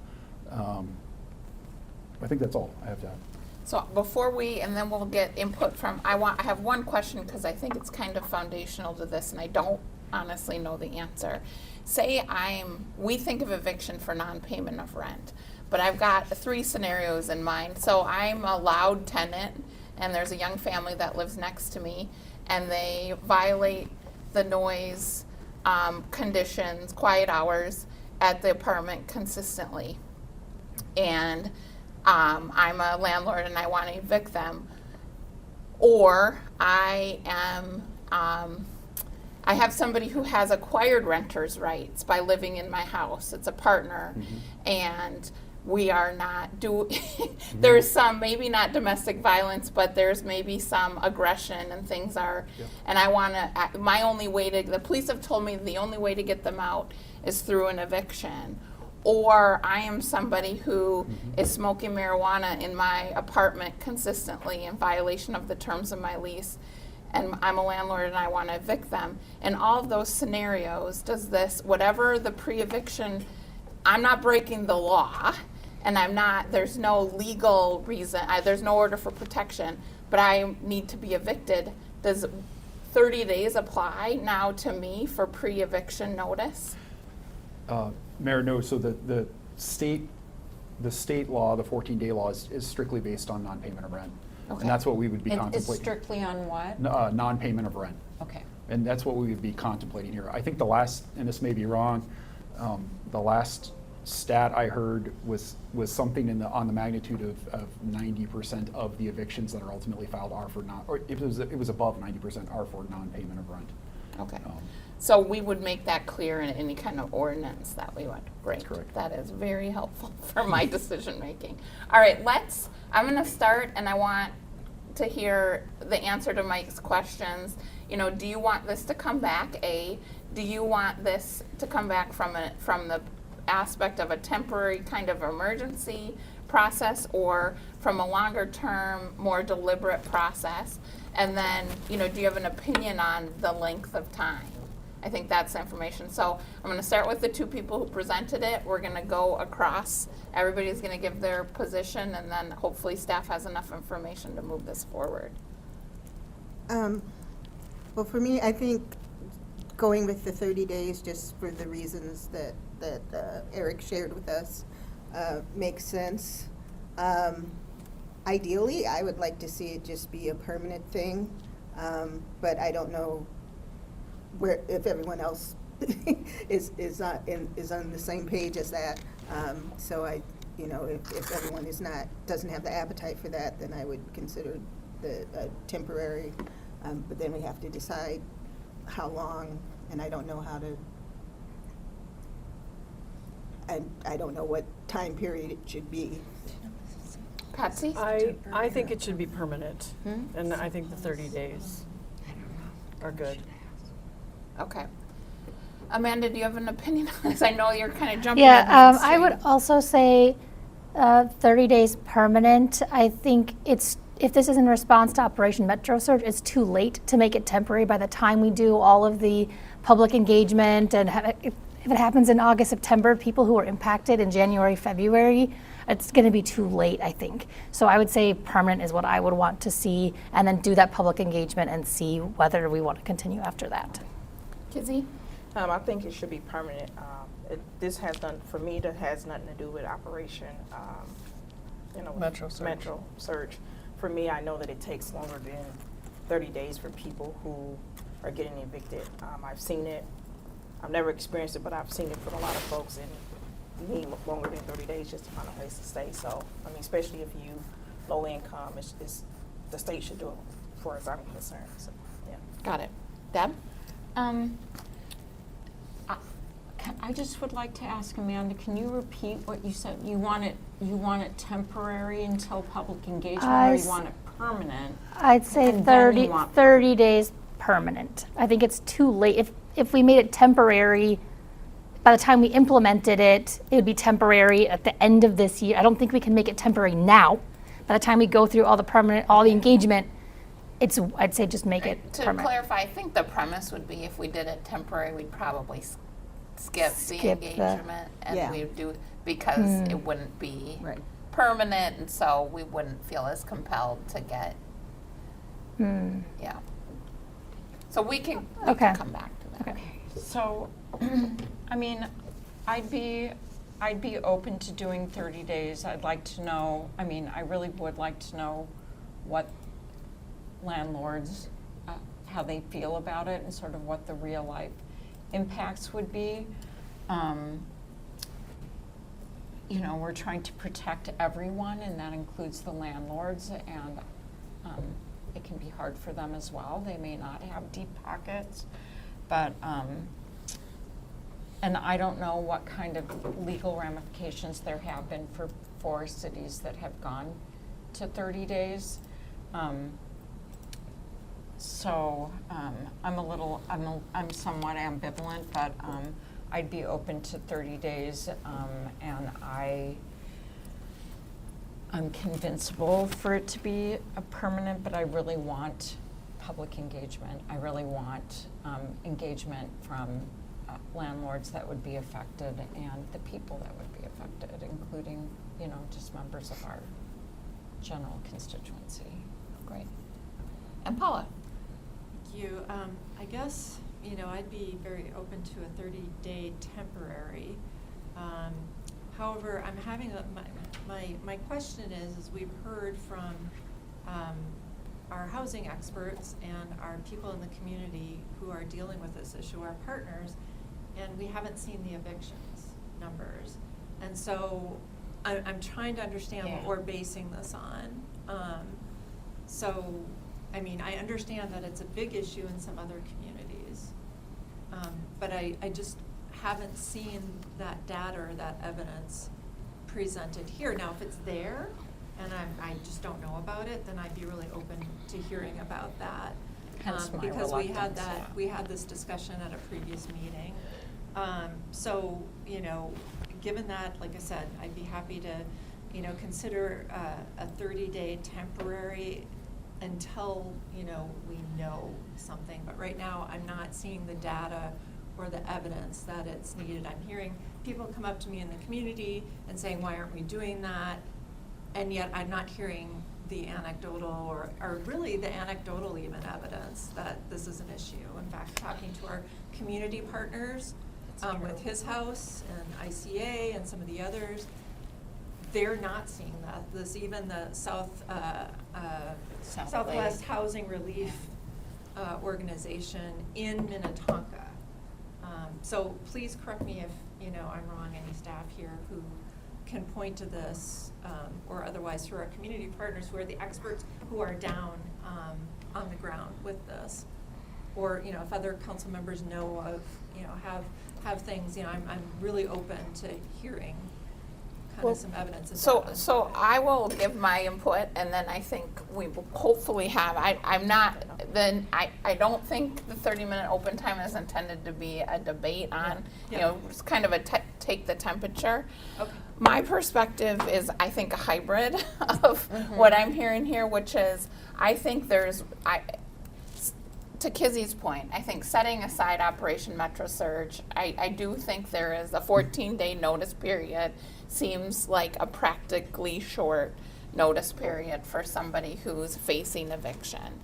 I'm also pragmatic enough to understand that may mean that landlords change their policies on how flexible they're being. You know, that you might be getting your pre-eviction notice much sooner because of these timing requirements.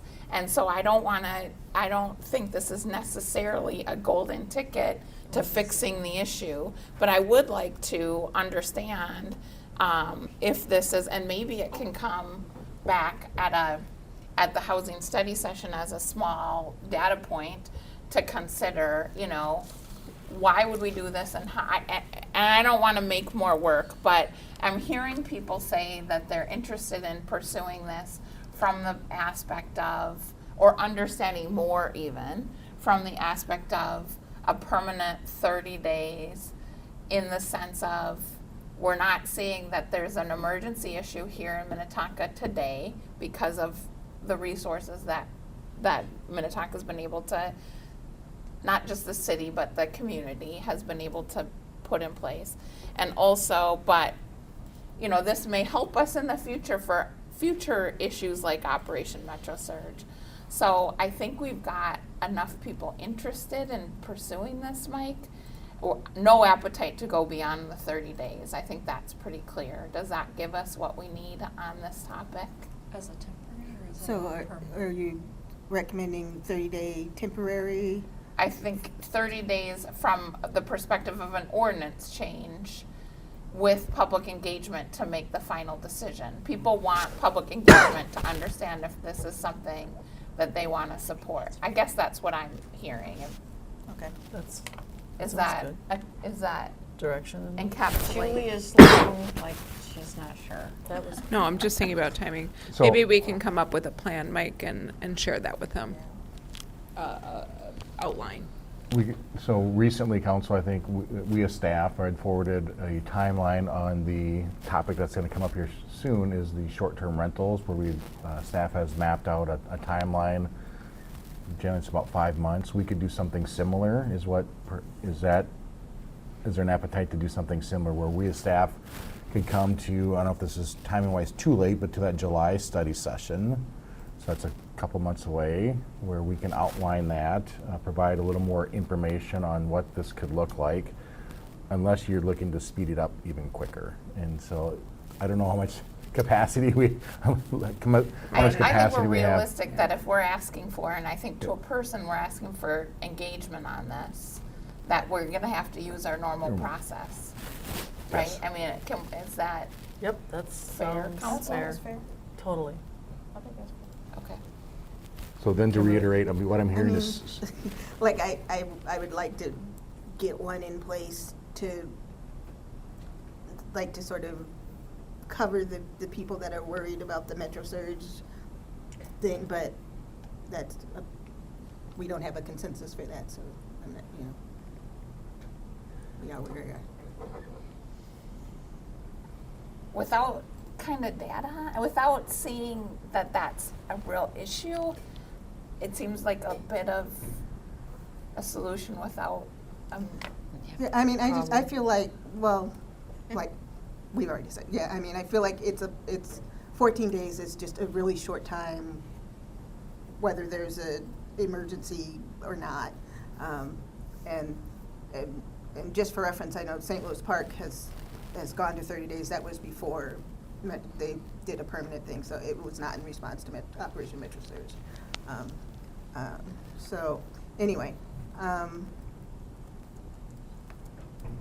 mean, I will go along with the consensus. That's okay. fine. All right. Mayor, just real quick, the community engagement also will inform like you said, the data and the findings, and generally when you do an ordinance, if it is an ordinance that potentially carries any legal risk, you want to have rock solid findings and sort of that rational basis. And so I do think that's important from a legal perspective. In addition, if I recall right, I might be wrong in this, when Minneapolis, also well pre-Metro Surge, went to a 30-day pre-eviction filing notice, I believe they put an effective date of that of almost a year out to allow the housing market to sort of prepare and adjust. Maybe it wasn't a year, but it was a significant effective date, and just goes to show that I think that was some of that input that they received during the engagement phase about how to make this work and feasible for everybody. Mm-hmm. Fair enough. Okay. Thank you, Mayor and Council. I think this is enough direction. We'll plan to bring an outline to you no later than July, so we'll target July. And I would just reiterate, I think, what the city attorney is saying on that public engagement. While there will be folks in our community that is looking forward to this effort, I think you'll find out in that public engagement process from landlords that there'll be some significant opposition to it. So I think there will be some importance of getting that flushed out with the community on exactly where the community stands, so you can make a really good informed decision, because it will have impacts. Yeah, that's great. Yeah. Great. All right. Thank you. All right, thank you. All right. So we're going to go in order. And Deb, if you could give us your update in as quick of a manner as possible. I will do that. So it was hard for me to pull up my packet, but basically this meeting has not happened yet. It's happening on Wednesday, but it covers some really important topics that affect all cities. And the National League of Cities, the National Association of Counties, the National Conference of Mayors has signed on to a series of letters to deal with some of the preemption issues and other issues that are affecting cable and telecommunications and our abilities to control rights of way, recoup costs and maintain public safety, frankly.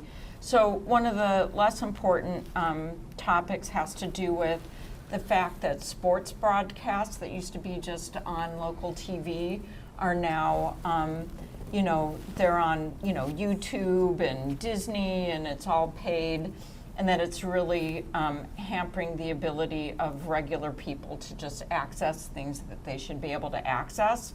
So that's kind of the low-hanging fruit. But then there are several, I mean, really a whole like 10 or 15 pieces of legislation at the federal legislature that really preempt our ability to control telecommunications and do things, for instance, that one of the American Broadband Deployment Act, one of the significant features is that it's a deemed approved provision.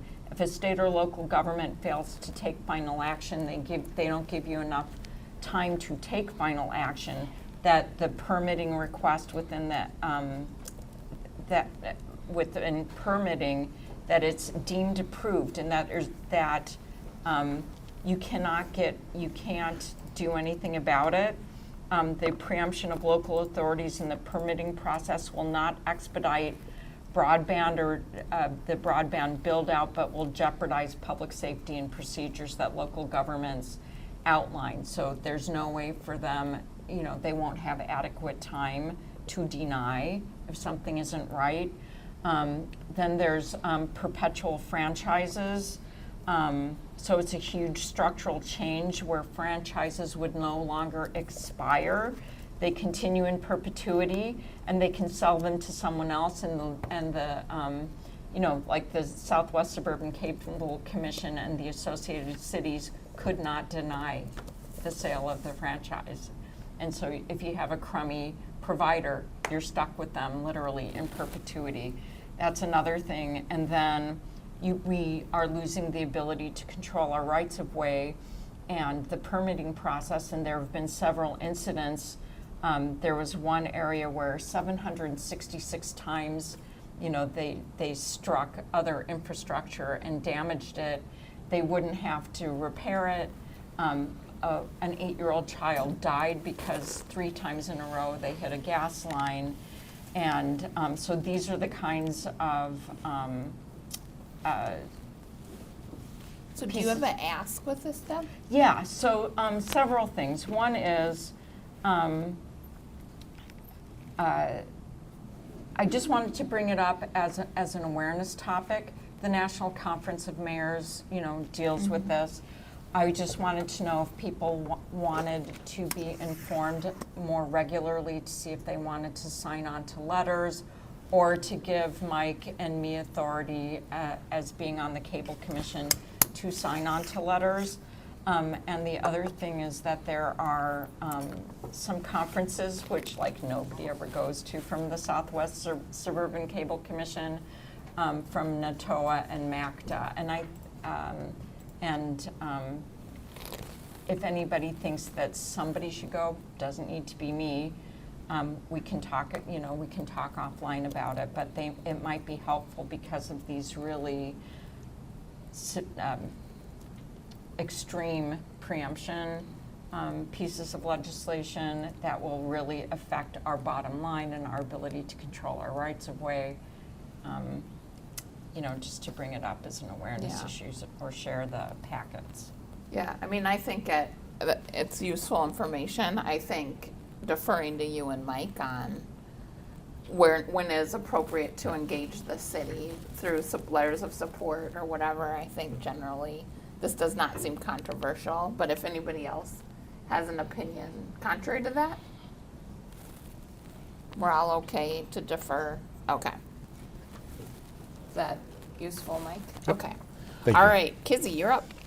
Thanks, Okay. Deb. Thank you very much. All right, so I've brought this up before about council member children being able to participate and work with the city. I feel like if staff children are able to work with the city, then council member children should be able to as well. you know, my thing is, you know, we have a council right now who children or adults and probably doing their own thing now and whatever, but, you know, I had a concern because I wanted my daughter to participate in the ACE program and she could not. You know, wanted her to work with the city, she could not, and I think it really eliminates children who live in the city. I mean, I didn't even tell my daughter, she filled out an application the other day, you know, it was ACE program for Minnetonka. I couldn't even have the heart to tell her that, oh, you can't participate with our city, you know, because I'm a council member. Luckily, she got another job. But I'm not talking about me for the right now. I'm talking about for the future of this council. Later on, when other council members come on, you don't ever know what their situation may be. And I just don't want to limit people from not having their children participate, especially if staff can have their children. And this was based on an ordinance or policy that happened because of other council members' situation. You can't judge every council member based on what other council member did in the past. So I just think we should really reconsider that, because I just think it's just unfortunate. And did you have, Mike, any clarity on that? Yeah, thank you. If I can, Mayor and Council, in the city's ordinances, it's Ordinance 205, Section 2 of the Ordinance, 205.005. So the ordinance, it goes beyond children. It's basically a person must not be appointed as a city employee who is a child, to Councilmember Coakley's point, child-in-law, stepchild, parent, parent-in-law, sibling, sibling-in-law, grandparent, grandchild, aunt, uncle, niece, or nephew of an elected official. And there's some other language in there too, but it's pretty extensive in terms of what the definition of family is regarding a council member. And then clarity on the staff piece? Staff member? So that is correct. With the cities, it's in policy and in ordinance.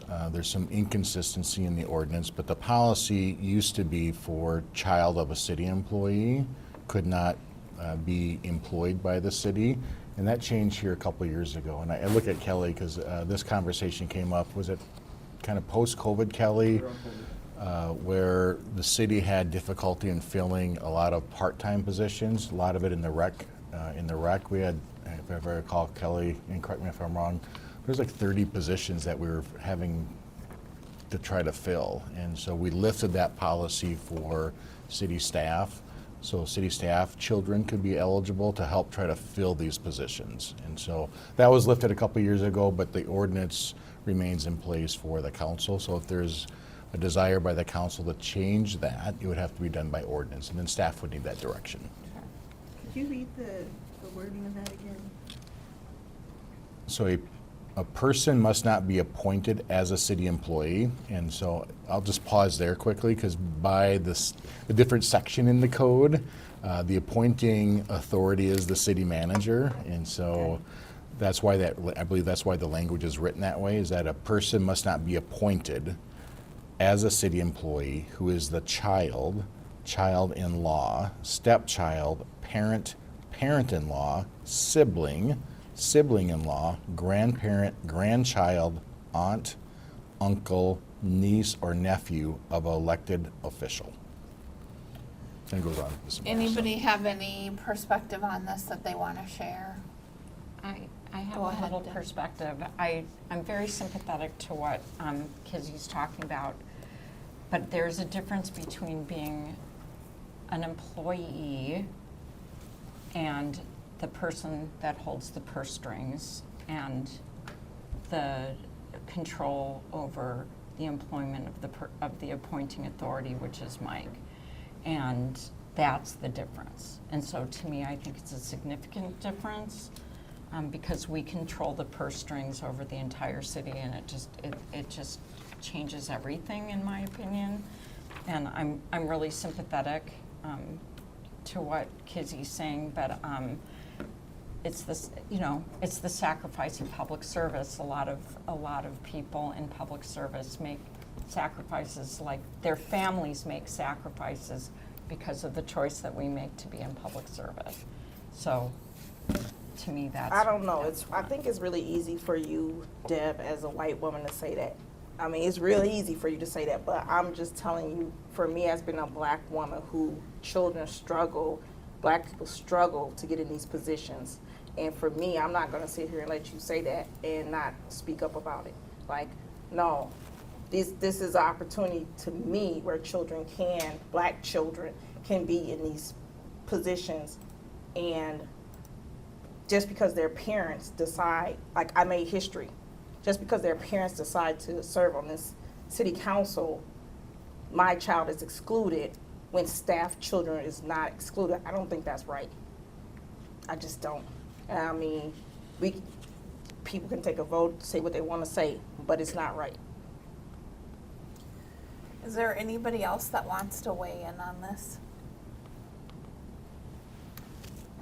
I will say for me, I think there is an issue of kind of a supervisory issue. I agree with Kizzy that I would have a problem if one of the directors' children were hired to work in a, maybe not a, I don't know. I mean, that's where it starts to get a little cloudy and inconsistent to me.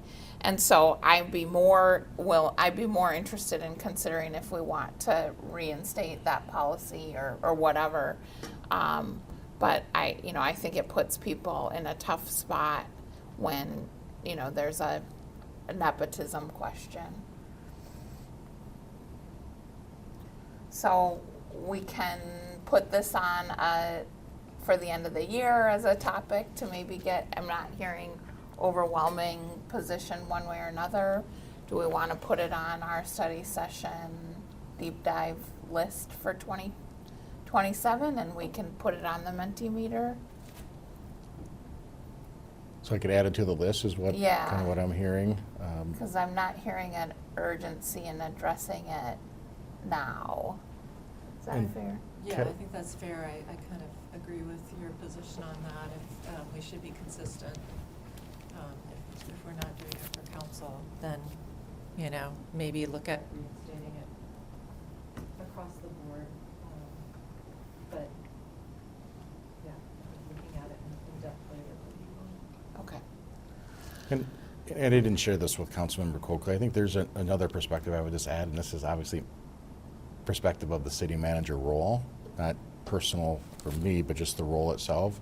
I think this policy is pretty consistent across other cities for the reason of if a council member's, all those folks I just named in terms of family members, not just the child, but whether it's an aunt, if I'm from Iowa, I'd say aunt, but whether it's an aunt or a brother-in-law, grandparent, that if there's ever a moment of discipline, let's say that employee is not performing well and there's discipline, that could be held over the city manager. That could be retaliatory to the city manager. And so that can be really awkward for the city manager when they're having to perform discipline on that council member's child or sister or brother. And that can be upsetting then to that council member, and that could be retaliatory to the city manager. So it can be really awkward. So that's why I think part of the position, why the language is as well. But does that happen? What does that happen when you have a person's child here and their father is in position of the chief? Like, so that's another conversation. I mean, it's the same kind of thing to me. I mean, y'all might see it different, but it's the same thing. Like, his dad is the chief here. So how can y'all not see that as people feeling like uncomfortable to discipline someone's child? Like, I don't see that as a different. And it doesn't really, I mean, at the end of the day, you do what you want to do. But I'm just telling you, when we have trouble getting our kids in these type of positions, and I keep seeing how other people's kids are getting into these positions, I've watched this stuff for 7 years now. I understand it a little bit better than what I understood it before.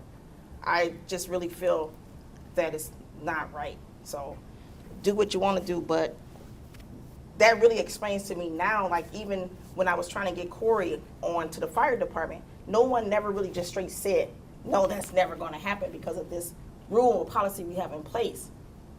So, I mean, I just see how it works. So that's just my thought about it. So, whatever.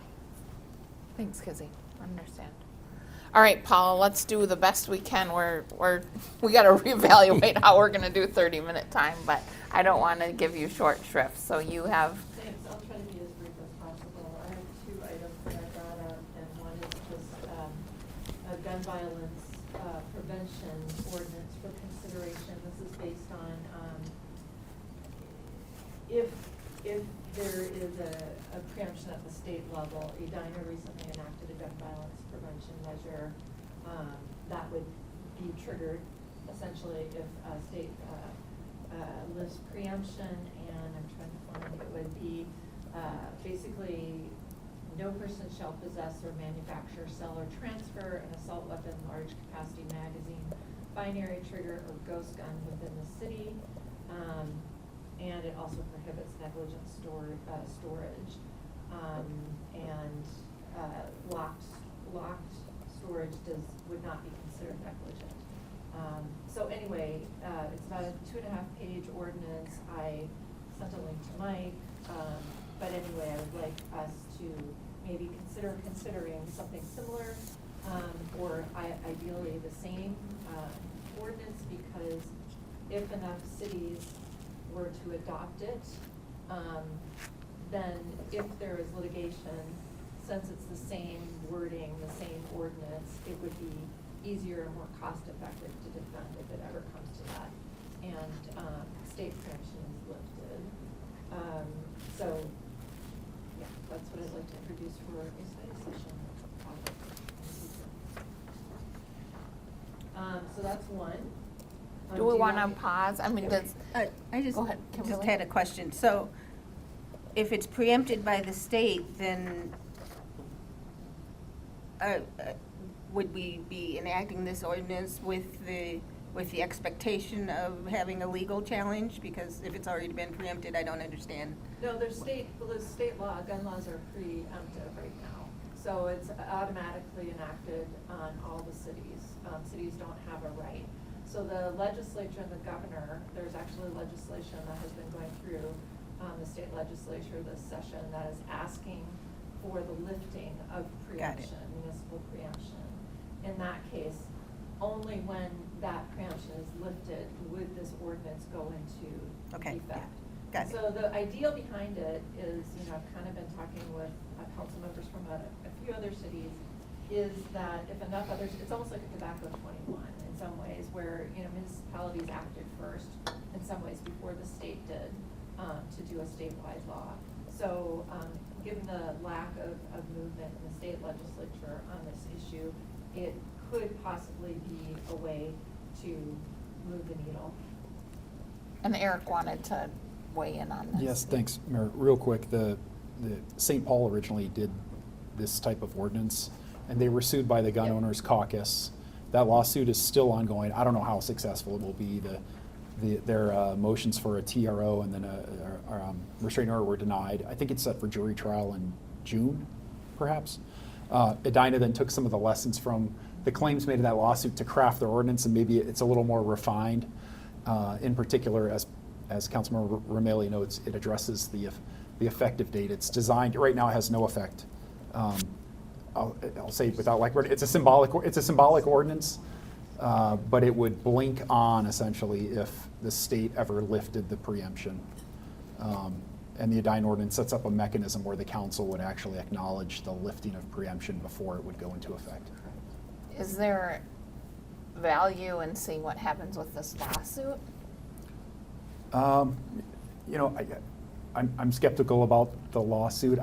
Yes, I always, but with that said, I never discount what might happen in a lawsuit and the twists and turns that might take. So there's always lessons to be learned, I think, in terms of even certain things that any decision might say that would, guide us in crafting our ordinance. Another approach, just like throwing this out there again, is to do a resolution that would urge the legislature to do certain things, lift the preemption, all of those things. So that's another option too, if there was ever that appetite. And just for, I think, a little, and Paul and I've talked about this a little bit, prior to Metro Surge and some of the chaos that was resulting from that, Brad had previously been talking about the resolution option, and that was something that he was interested in doing, and I was certainly willing to pick up that in his, in the transition. And then, yeah, I think Mike and I will both agree that it was something that, because of the symbolic nature and everything else that came up, kind of fell to the wayside. Certainly something we would be willing to have a conversation about the best path forward. Do people have, I would say on this one, kind of, thank you, Paula, for planting the seed. Maybe we continue to maybe talk about the best mechanism forward, and maybe Paula and Mike and I could sit down and have a meeting and just kind of, would you be willing to do that, Paula? Yeah, absolutely. Would the rest of the council be comfortable with kind of that approach to considering how to handle this for now? Sure. Is that okay with you, Mike? Yeah, so we'll Okay. connect, so you and I and Paula will connect Yeah. and talk it through. Okay, Okay, sounds good? all right, next issue, Paula. Okay. Yeah, no, I have it here. The other thing was, you don't want to get into a discussion of the schedule on short-term rentals here. Mike and I had that separately, but I did, given the schedule, I was, wanted to bring up for consideration whether a moratorium for short-term rentals and Gilly Homestead could or should be enacted in the interim, just to hopefully give a transition period to avoid any, kind of potential litigation or, people being hit blindside or saying, oh, I bought this property, with the intent of doing an investment short-term rental, and therefore, could possibly litigate based on that assumption. So just wanted to bring that up for consideration. All right, folks, anybody have perspective on that?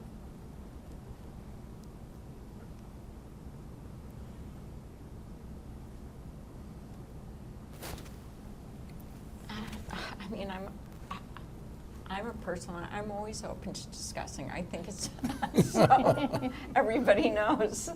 I'm always willing to discuss and at length, so, I mean, I'm certainly open to it. I think this is one of those things to go back to kind of, it's an emergency action, and it's kind of done without feedback, right? And that's a reservation that I would have, especially because I think we're honing in on some exception, not exceptions, but parameters where short-term rentals are going to be potentially allowed. So is the better, and maybe Julie has perspective on this, but is there a notice? Is it an article indicating that we're considering that, like be forewarned before you purchase a short-term rental in Minnetonka that this is on our, something that we're pursuing or considering? Well, I mean, I think we've already been doing that. I mean, it's not like it's a secret. We've already had lots of people reach out to us, I think it was in the newspaper or something. And the website would go up the minute you all introduce the ordinance on Monday. Oh. So, we're kind of geared on the intro and getting that done. If you want to do some kind of, I'm just not sure what it would say, right? It could be a moratorium on new short-term rentals. That would be probably the only way you could do it, I'm thinking. But then again, yeah, it takes a lot of time to think. I don't think we could have that ready by Monday. It'd probably be the meeting in May, if you want to do it. So that was a piece that I think, a fact that what I didn't have, which is the ordinance is going to be introduced on Monday. Okay. I mean, with that, Paula, does that give you some? Yeah, no, that's fine, and there's some other questions to discuss, but I'll do that after. Okay. Appreciate it. All right, so I think that covers that issue. Appreciate everybody. I have some ideas on how maybe we can do the 30-minute open time in a way where everybody's not so burnt out, and Mike and I'll talk Okay. about it, but I appreciate everybody's patience in sticking with us. All right, with that, I think we're adjourned.